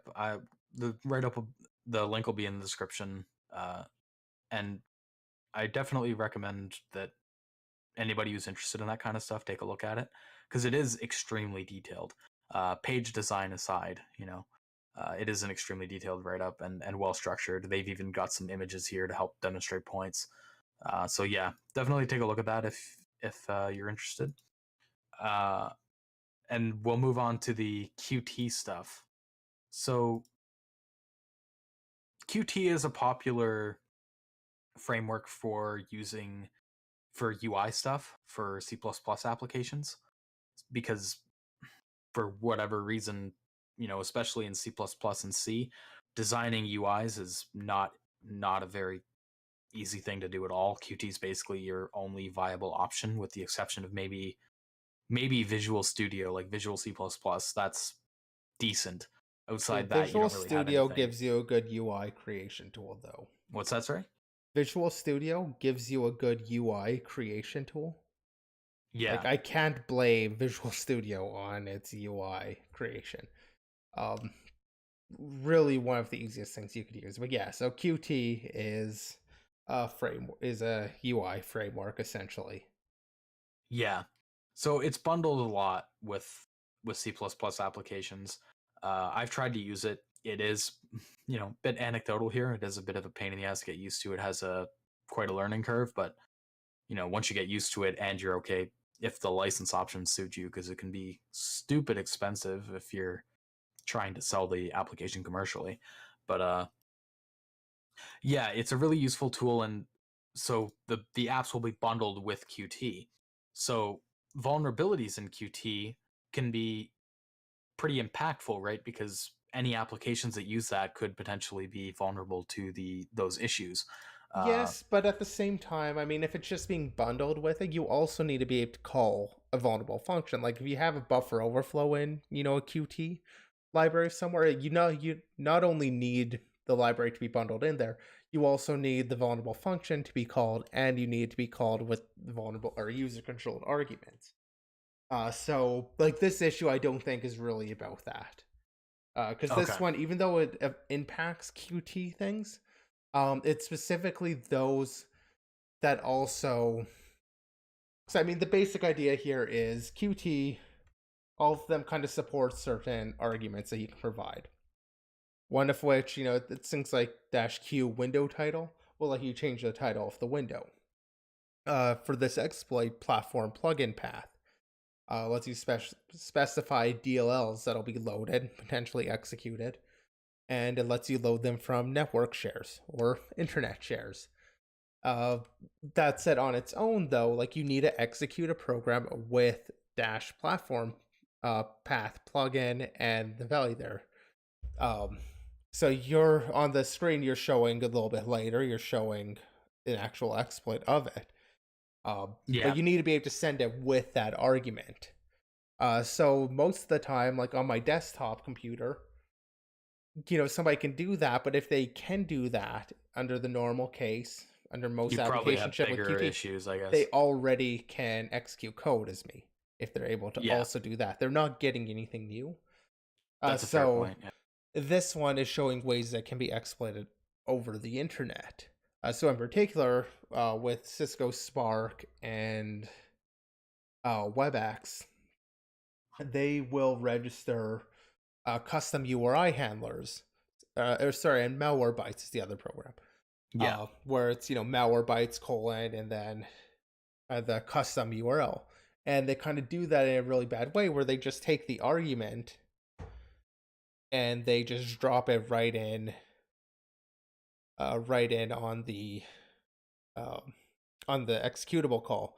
So this one's calling the Malwarebytes assistant, and it just drops in the argument right there. So you give it, in the example here, you give it a quote, give it a dash platform plugin, and you can give it that network share of your vulnerable code to be executed.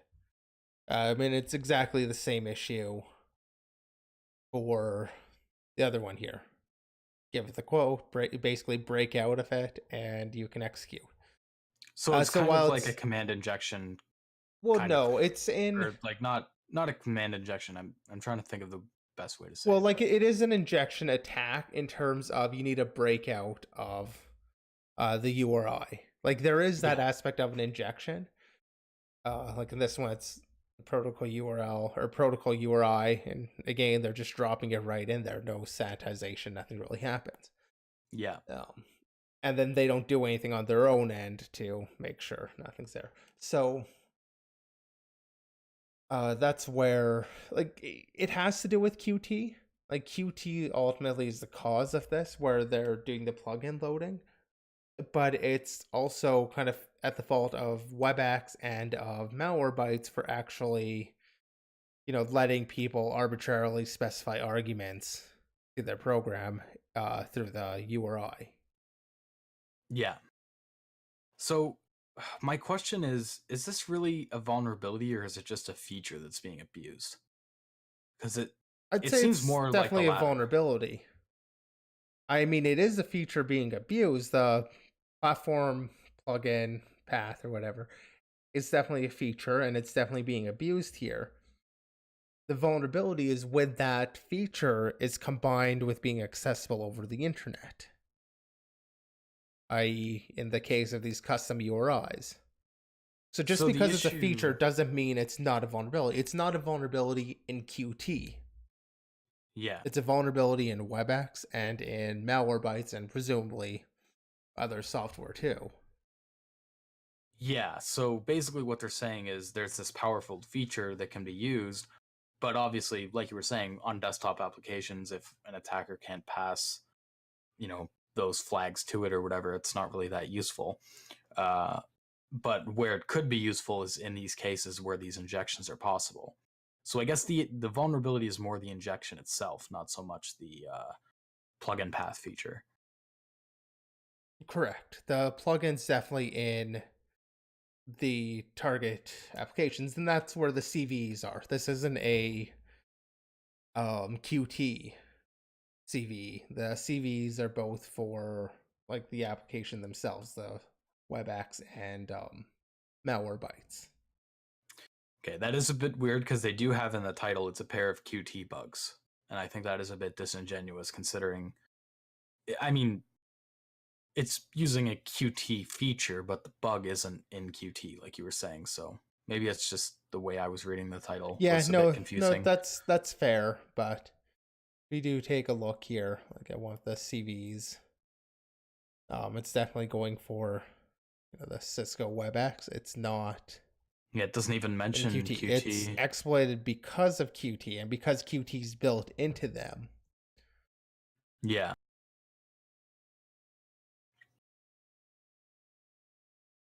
But yeah, it's definitely not, like, I wouldn't put the fault at Qt. Perhaps it is a bit powerful of a function, and I don't see a good reason why you should be able to load over the internet.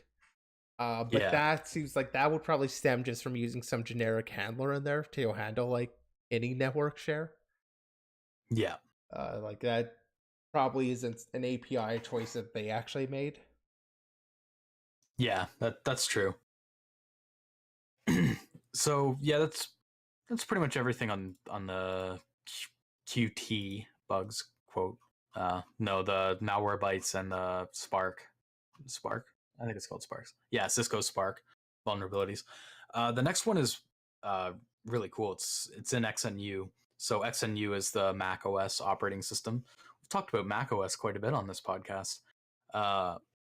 But yeah, this bug was dropped by Ian Beer from Google Project Zero, and it's probably my favorite type of bug, which is a race condition.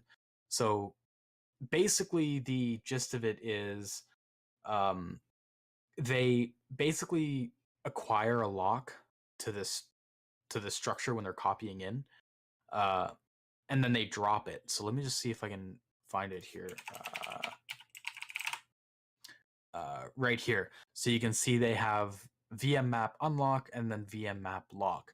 So there's a window right here when it's doing this new entry assignment that another thread can go in and change something in that source map before it locks again.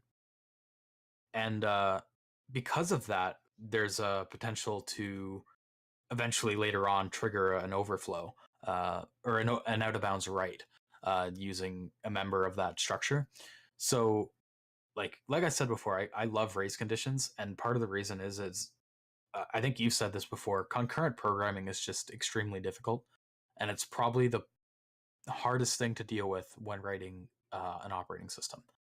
Is dealing with race conditions, and he even speculates in the article here that he thinks part of the reason that they did this here, because it does seem a bit odd, and he says part of the reason they probably did this was because VM map copy entry create or whatever probably wants to acquire that lock as well, or a similar lock, and they didn't want to run into a deadlock situation.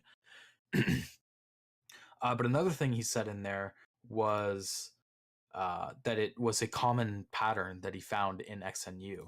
I think he called it an anti-pattern. Yeah, quickly dropping a very important lock and retaking it is a common anti-pattern I've observed. And it's basically a hack because it may need to take that VM map lock. So the most interesting thing about this article is that there's probably other issues like this that exist.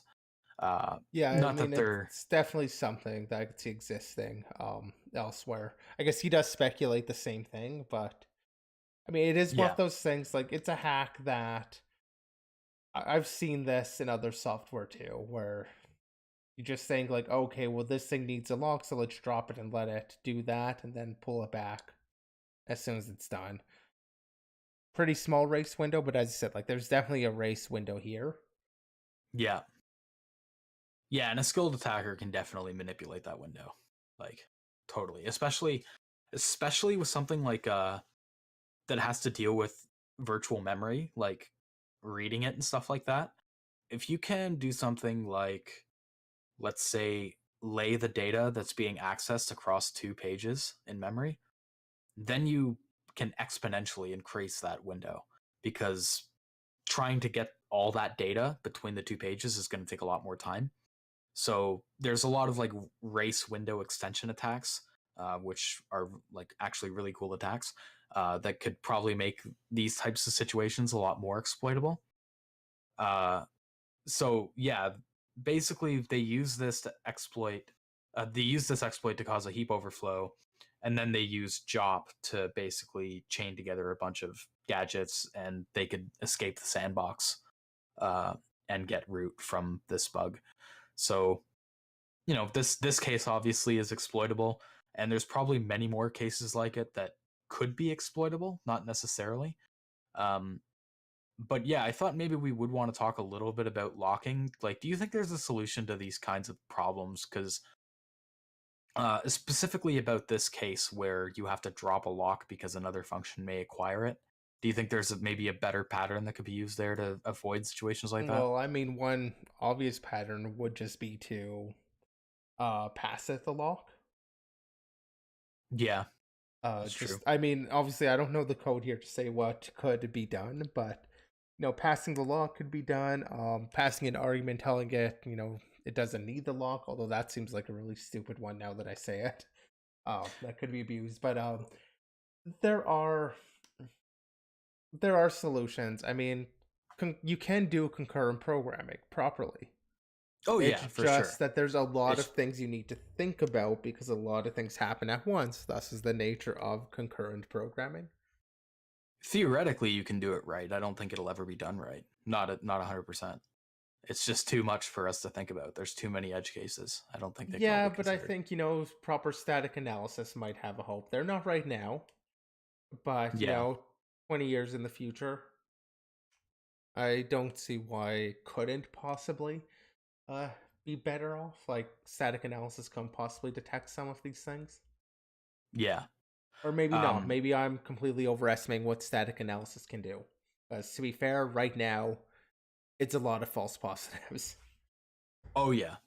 Trying to detect race conditions, that programmatically trying to detect race conditions is probably a nightmare. Well, trying Like to I don't detect the really. race condition, yes, but trying to detect insecure patterns like this, not so much, I don't think. I mean, the Yeah, thing it's is, true. it doesn't have to detect all the race conditions. It can be overzealous and detect more than just the race conditions or more than just the exploitable conditions. Yeah. And so one thing I will say, you were saying like passing an argument could help in terms of not needing to acquire a lock again. So I think there is actually some API functions in the kernel to check if the mutex is already locked. So ideally, they probably don't even like they don't even have these calls. They just let. So, can you erase the check to see if it's locked? No, I think it's atomic. Okay. That Yeah, was just my it should. first thought, but I would say hope it's it's looking. atomic. Yeah, I'm almost certain it is. But that's the other thing too. Is in kernels you have a lot of macros, and it's easy to not check them all. In fact, you probably can't check them all. The documentation, especially on those low-level API functions, is shoddy, and you could assume that some function does locking when it doesn't, or you could assume that it doesn't do locking and you do locking, and then you run a deadlock. Like I think there's, with how much indirection there is in products as complex as kernels, it's just so easy to make this kind of mistake. Well, it's so easy in general. Like I've said, like concurrent programming is hard to do. It really is. I mean, a lot of people kind of like, oh, we'll just add threads or whatever, but like doing the synchronization, when you start digging down into it and you're not like just using threads in Python or something where you've got the global interpreter lock, Mm-hmm. it gets complicated. It's not an easy thing to do unless you're dealing with like either some that's embarrassingly parallel, where like everything can just be its own thread. They don't need to sync up at all or minimal. When you get into real world stuff, like it's just not easy to do. Um, that's it. That's where I think static analysis I think has a hope of kind of picking up on some of those anti patterns. Yeah, yeah, that's true. I didn't really, yeah. So I guess I didn't really consider that too much. You don't really need to necessarily find the races by trying to test if two threads can enter this area at the same time. You just need to look for bad programming patterns. Um, so Which can be harder than it sounds too. I mean, yeah, there's a lot of exploit, like bad patterns for race there's a lot conditions, of right? knowledge you kind of need, especially because things are taking place in different areas of the code. Like, it's definitely not a solved issue to do that.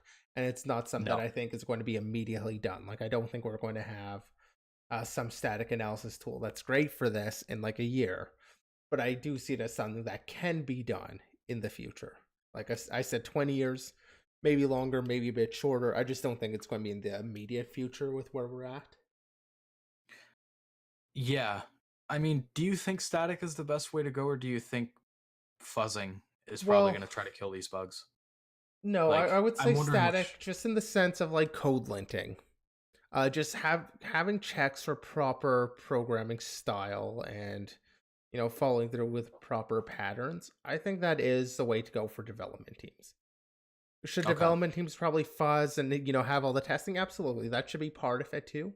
But there should also be that code linting process where they're just not letting people write this terrible looking code, and just has some automated checks will go pretty far way to improving security if you simply It's kind of like what I mentioned during one of our first topics was uh, doing the define on the different safe and unsafe functions.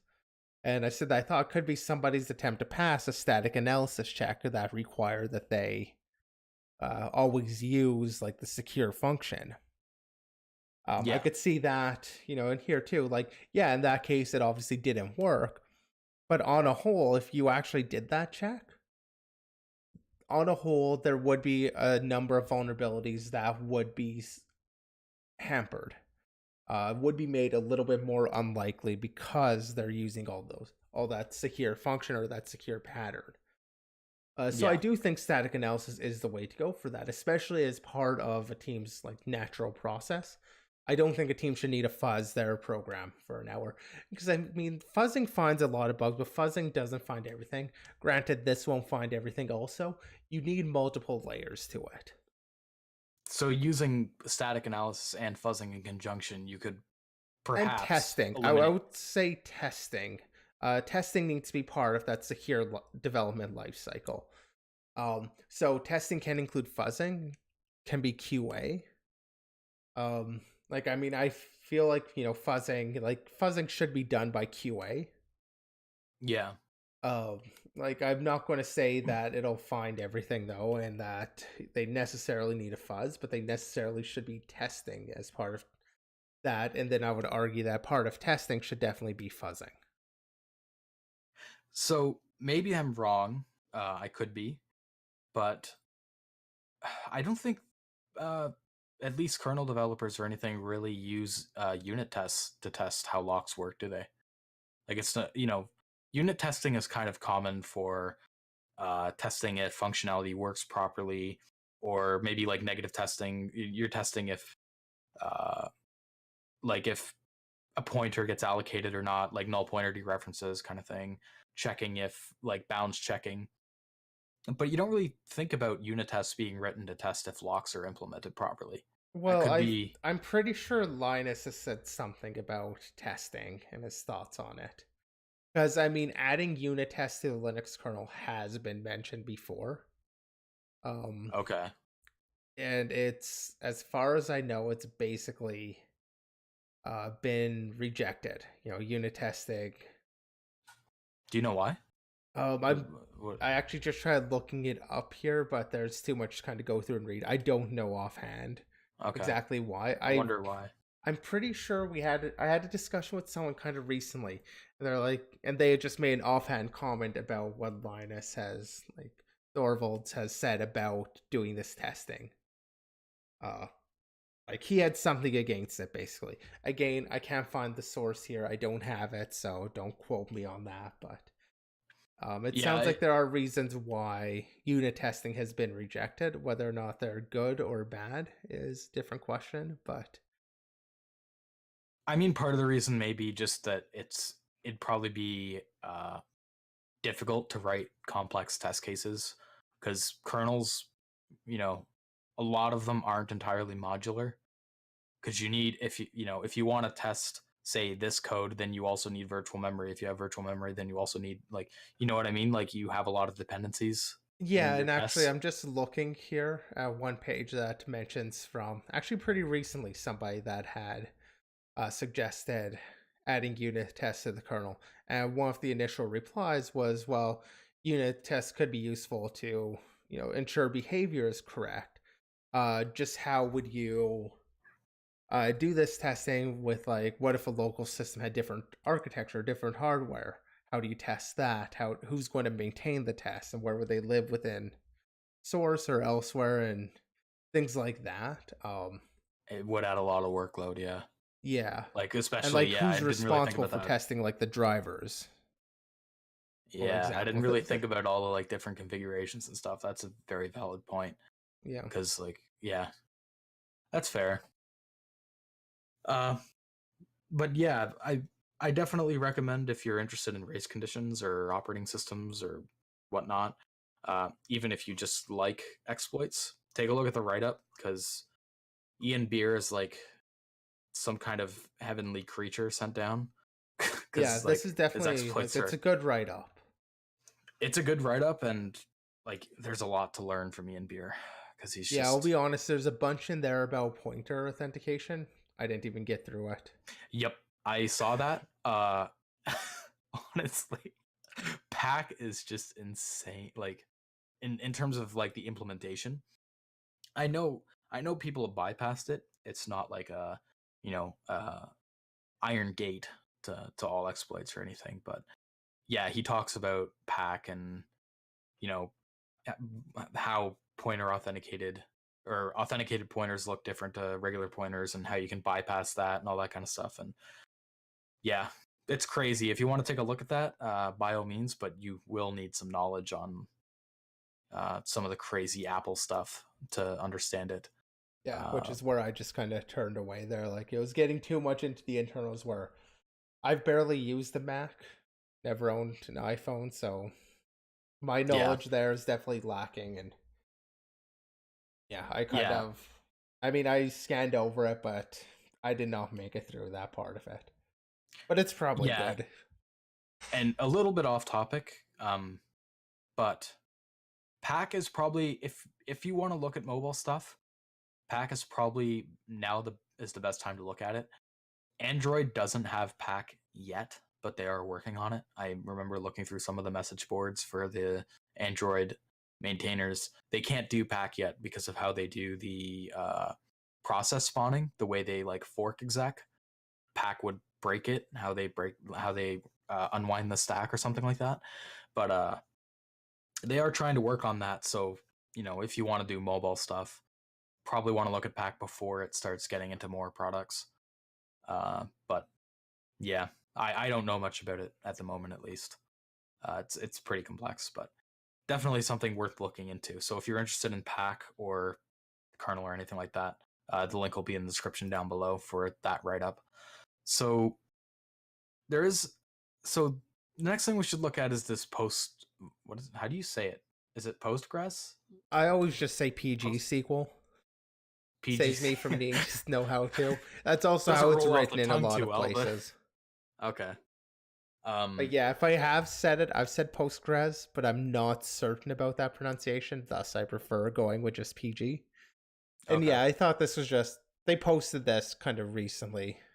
Yeah, I didn't really get a chance to look at it too much. I think this is kind of part of our last week's plan. So it was on April 4th that it came out. But yeah, it's essentially the best way that I kind of thought to sum this one up is actually, let's see if I can find the sentence here.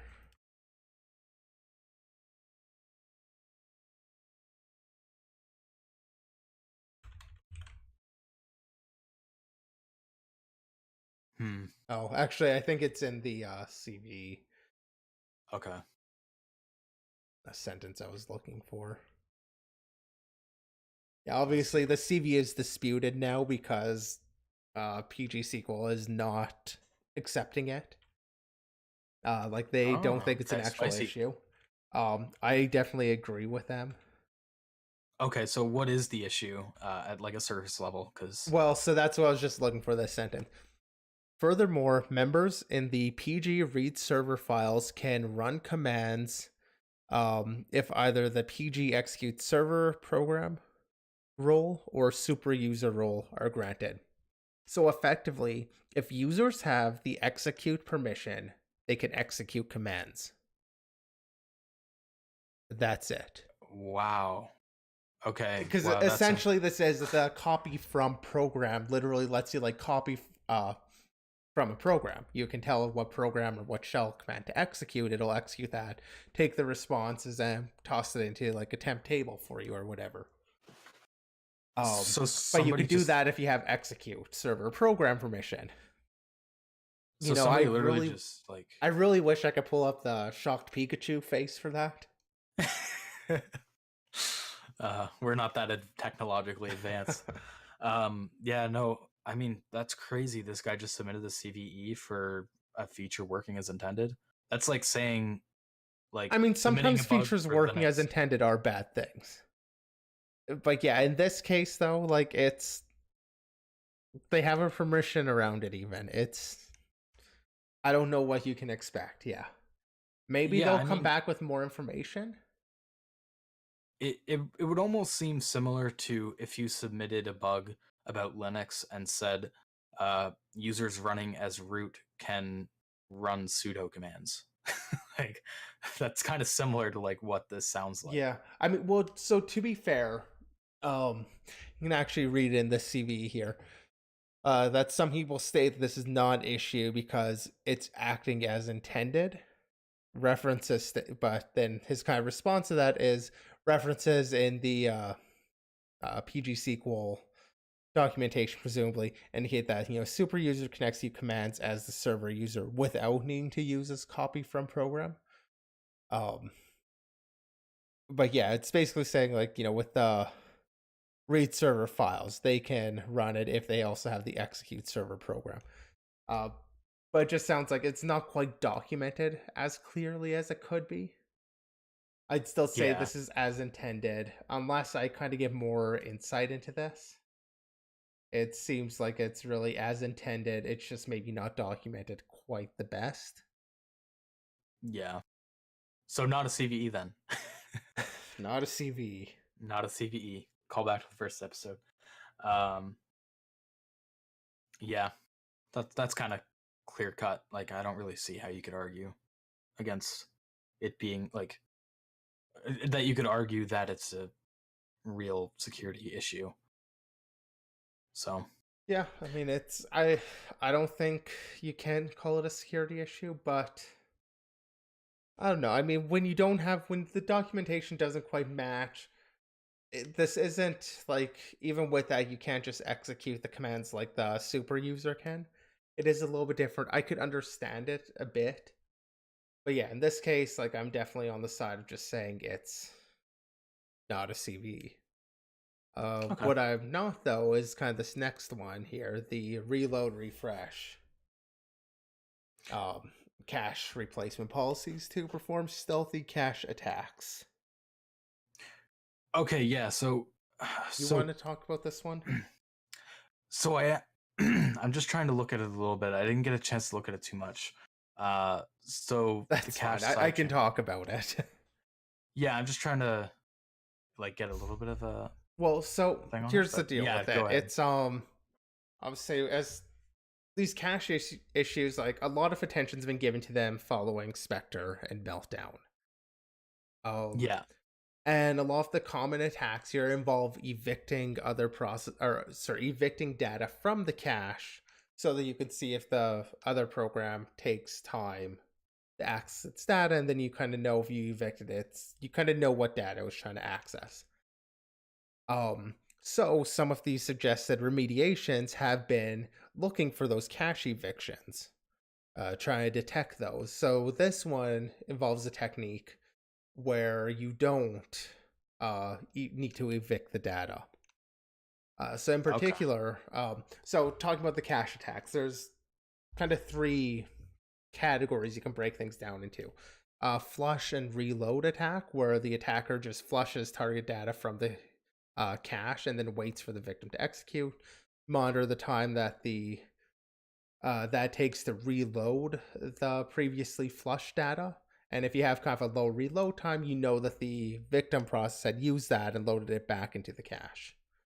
The other one that talks about is prime and probe, where you fill the cache set where the victim data will go, wait for the victim to execute again, and then check for variations in the cache that you filled it with to determine what was changed. And then evict in time. The paper doesn't go into it, but it's essentially evict the data of interest from the cache, time how long the process takes to execute. The reason why this paper doesn't really go into it is because whereas the other two, you can kind of are spying on a remote process, like just another process. This one requires you to be able to time your victim process, which is a lot. You can't really do that in a lot of cases.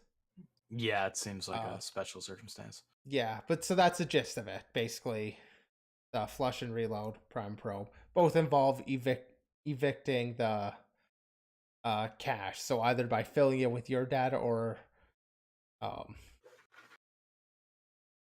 now I'm confusing myself. But anyway, I mean, the it's easy reload to do that with refresh. this kind of Yeah, stuff.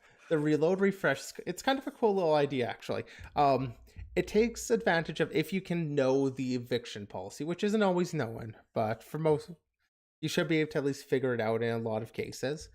So what it does is, instead of instead of evicting some data out, and I mean this is always small pieces of data, like say a line in an AS lookup table as an example. That's the type of data you'd be evicting to see what line in the table it tries to access, and that can give you like key information. But anyway, so rather than evicting it, you simply force it so that the data you're interested in will be the eviction candidate. So it'll be the next thing up for eviction. So if the data then after the victim runs, if it's evicted, you know that the victim process never actually used it. But if the data remains in there, you know that the victim did use it. So it just gets it, rather than evicting it itself, it gets it where it's the next thing to be evicted. Okay. So yeah, I was just reading a little bit here about the countermeasures. So it was saying that like certain infrastructures, they'll just make it so that the data cannot be evicted from the page cache. Yeah. So like this new attack you're describing wouldn't affect those kinds of countermeasures still. Because you're saying that it would still need to be a candidate for eviction, but it's saying it Yes. like It still needs to okay. be a candidate for eviction, but it's like your other process can evict it. My process can evict it. The victim Okay. process though, because that's the cache is, even if it's made so you can evict this thing from the cache, like that data is too important to be evicted, you can still kind of play around with the eviction candidates such that it would be the next thing evicted. Okay. So then when the victim runs, it would be the one actually evicting that data, not your process. So you're not evicting the data. The victim would get rid of it if it had a cache miss. So it's more difficult to detect then. Like Well, that's the whole idea. It's more yeah. stealthy by not actually doing the eviction itself. Okay, I see. Okay. So is this attack practical though? Like is it because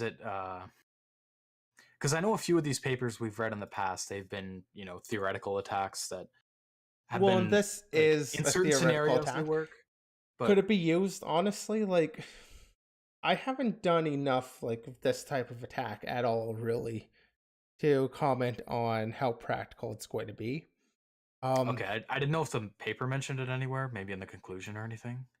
Like my reading of it sounds like, it's an analysis of this methodology that does seem to work. The usefulness though, and like I'm not sure if you could do this out of, say, a browser. Yeah. But yeah, I mean, I just don't have an answer for you on that. I just thought it was an interesting attack. Okay, no problem. Yeah, I mean it's a pretty low level paper, right? Like when you're talking about cache misses and all that kind of stuff, it can Yeah, get like, difficult. in all fairness, this is definitely beyond anything I've actually tested. But I mean, Yeah. this paper actually does a pretty good job of explaining it. Like, I felt like I walked away with a pretty reasonable understanding. Yeah, and I mean it does talk about the potential impacts and stuff too, which is pretty cool, like the ability to potentially recover keys, stuff like that. Like attacking AES, RSA.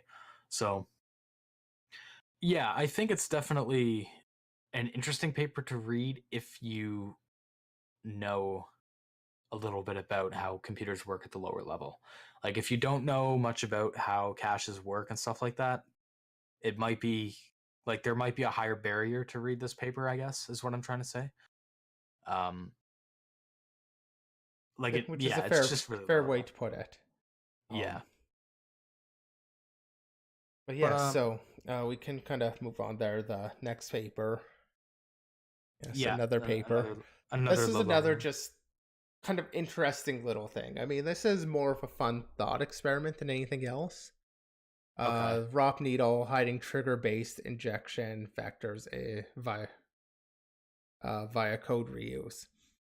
Basic idea here is having software that has been backdoored in an intentionally vulnerable way. And their example is of having a ROP chain either embedded in the software, having like a vulnerability that could be used to execute a ROP chain in the software. So that way, like, your software looks legitimate. Antivirus scanning it isn't seeing anything wrong, it's not behaving wrong. And then the way you infect it is either through having it open like a document that's, can be used to trigger the ROP chain. Like, basically, it's intentionally vulnerable software as a means of deploying malware. So obviously it's very targeted. I think this idea is for stealth, like APT type actors. Yeah. But I don't know, it's just a fun idea. I thought I'd point it out here. I don't really have too much to say about. Like, I think the basic idea is pretty straightforward. I think something that's cool that maybe you overlooked, no, you just didn't mention, was one thing that is like a huge benefit of, instead of embedding malware or like putting a backdoor into software. So let's say you put a backdoor in there where if you put in a password or something like that, it'll give you a shell. That's very obvious. Anybody who's auditing for that and finds that, it's kind of hard to explain that away if you're found responsible for putting that code in there. It's like, what is this here for? And then you have to kind of make up an excuse for that. But in this stealth approach where you're basically implanting a vulnerability, implanting ROP gadgets, and trying to run your payloads through ROP, it's way easier to explain it away, even if it is discovered. It's stealthy, but even if it is discovered, you can just say, "Oh, that's just a bug. We'll fix that." Well, Right? And depending then, on how you went about it, if you did include like the actual ROP chain as part of the binary, as this thing suggests in one area, it also suggests having that external, but it's a little bit harder to explain depending on how it's actually executed. But yeah, that's kind of what I was getting at with, you introduce that. It passes most assessments of it. Like, anti-malware isn't going to see it as anything problematic. Source auditing may or may not, depending on how you do it, but you can definitely do this in such a way that it's just an introduced vulnerability, not an intentional one. yeah, or at least make it look like it's not intentional. Yeah. Yeah, I mean, like, a great example of that. Are you familiar with? Oh, what is it? I have to go look it up now, but the malicious C code challenge stuff. No, I haven't heard of it.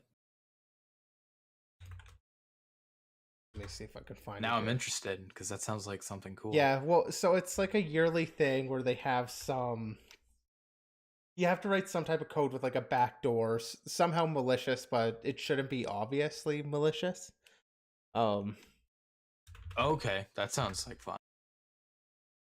Oh, okay, sorry, it wasn't malicious. International Obfuscated C code contest.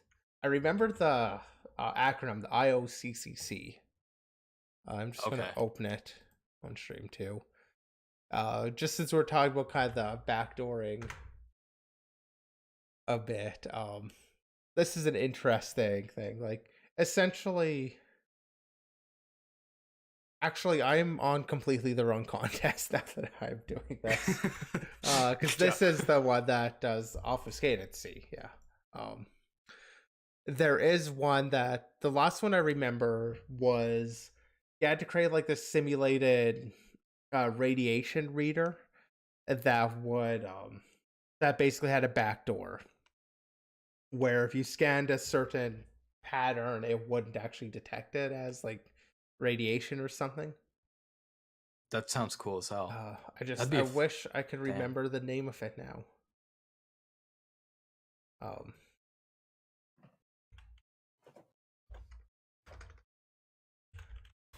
Yeah, I mean it's I think underhanded C contest. There we go. Oh, okay. Looks like it hasn't but been run since 2015 though. oh no, 2016, which is too bad.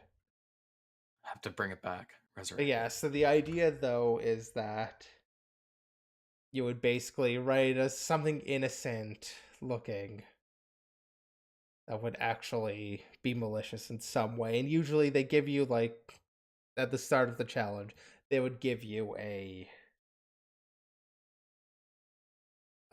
challenge. So I guess the 2015 challenge, now that I have the right page. Yeah, like the Okay, let's see. 2015 challenge here. 2 countries have agreed to nuclear disarmament. Inspectors would subject a warhead to. Ah, okay. So you're basically trying to like fool it into thinking it's not a nuclear warhead when it is, I'm guessing. Yeah, that would be the idea. If I recall, it would essentially like, or you can go the other way too. But yeah, it Okay. kind of mentions towards the end there that your goal is to write a function that compares a test measurement to a reference pattern, where test and reference kind of gives you the format of the input. The underhanded part though, it should somehow return a yes even when the material is missing. So do you know how that's judged? Like how do they judge how subtle it is and like I mean it's done by a panel for one. okay. So they know that it's not supposed to work right, but you have to like try Correct. to So they make know them work kind to of, figure out why. they know, well, obviously it should work in pretty much every test except the underhanded case. Okay. I'm just looking if they're, because they'll talk about some of the past things that have been done. Okay. I feel Either like way, I mean, this is kind of off from our initial topic there, but I just thought, you know, in terms of writing code that looks okay, it's very related, interesting challenge that I've never won, but still fun. I mean, you could use this idea in a contest like that, like introducing a vulnerability that would, Usually your input's too that. limited to do that. Okay.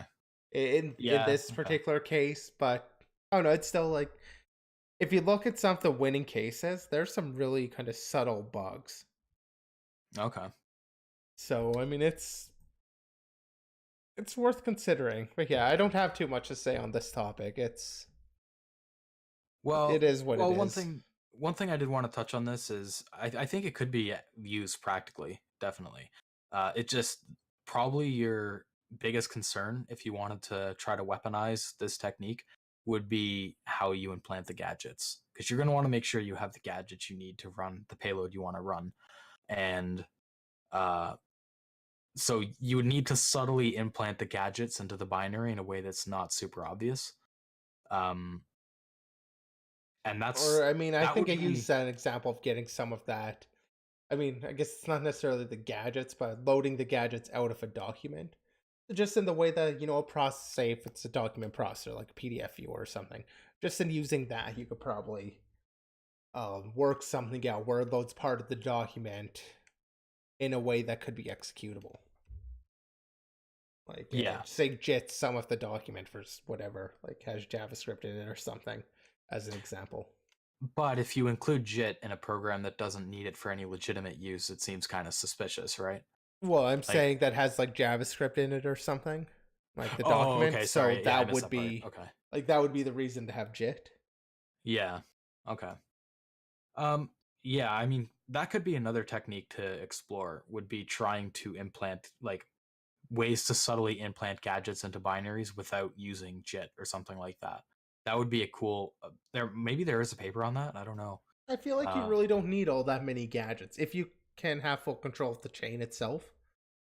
Yeah. You know, your read gadget and a write gadget is basically all you need. Like you don't need much. You don't need to inject all that much. Yeah. You might not even need to inject anything. It might just be from the binary itself. From the legitimate code, I mean. Yeah. Yeah. So that could be interesting to look at. Yeah, that was a cool paper. So moving on to our last article would be the oh no, not that. That's your contest. The assessing unikernel security. So I'll talk a little bit about this. So there's many different kernel models. There's microkernel, macrokernel, and this one's talking about a unikernel. And essentially, unikernels are used more for systems that need to only run one program. So, one area you could think of for this is like embedded stuff. You don't need like a full-fledged OS that allows you to do like what Windows does, right? So you'd have a unikernel that would just run the one program, and these are kind of seen as a good security approach for those kinds of products, just because you have that attack surface reduction. You're only including code that you absolutely need to run, and there's no like complex kernel code. There's no system calls or anything like that, or if there are, there's very few. So there's less vectors to hit, tying back into the attack surface. But the biggest complaint about them, or the biggest like concern about them, is that they typically fail to separate kernel and user land in terms of like memory and stuff like that. So it says right here, unikernels are small, specialized single address space machine images. So I mean, to be fair, being single address space and all of that, like, I mean, part of the appeal, I guess, of them is no context switching. yeah, It's performance. just your just your process. Yeah, and I think their main point is that in terms of security, the attack surface reduction and stuff like that is not enough to consider it a secure make it a secure ideology kind of thing. It says right here, much to the contrary of grandiose security claims often made by unikernel developers, the evidence thus far indicates that unikernels are not secure. So I was just curious what your thoughts were on like unikernel versus like standard macro kernel, or in terms of security, I mean. Yeah, obviously with the security context. Yeah. I mean, it really comes down to, I think, the idea of the isolated, like, I think there's promise in that. Obviously, where we're at right now, and kind of giving up a lot of the security functionality, because obviously the unikernels also aren't doing like ASLR. They're not doing like a lot of things that just make the mitigations harder, or at least I don't believe they are. Which really just makes so like it's not useful yet. These are still exploitable systems and usually trivial to do so. And I mean, you can comment about putting in like isolation, running it in Docker or something. But I mean, once you've got the code execution, then you're just attack Docker or escape that way. Like, it's because of the whole aspect of VM escapes, you still need all the same security on the unikernel. I think it would be more possible potentially to secure the unikernel just because it is smaller, but we're not at that stage yet. So you think in the future it'll be viable, but at the moment it's just not. Well, it would only be viable if somebody actually kind of takes up the torch on that. I'm just saying it's not inherently going to be a problem. Like, I don't think there's any reason why it couldn't be reasonably secure. Yeah, but that attack surface reduction is definitely valid. You've still got the hypervisor aspect of it. Yeah. So, I mean, like, you can't imagine too many cases where you're actually going to run this just on its own. You're going to run with the hypervisor or something else, so you're pretending it's on its own. Yeah. And I think that's kind of a big difference. Sorry, go ahead. Well, there was one other thing I did want to bring up because I didn't notice it before. I just noticed it now. It was talking about how they noticed an overarching design trend that unikernel projects tend to kind of reinvent the wheel. So they'll re-implement like TCP stacks and stuff instead of using pre-existing ones, which I thought was kind of interesting because then you're kind of defeating the benefit provided by a unikernel in a way, because you're adding more code and it's probably less secure than what already exists.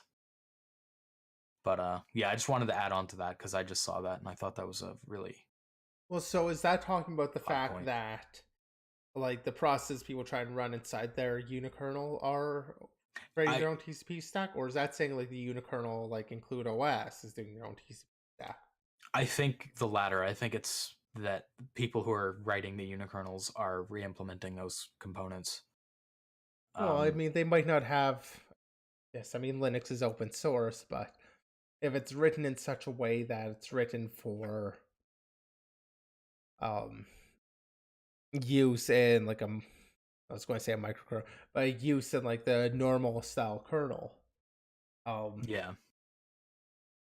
I mean, it's if that code's written that way, they kind of have to start writing some of it themselves. Although there are some user land stacks that they could probably borrow a lot of code out of.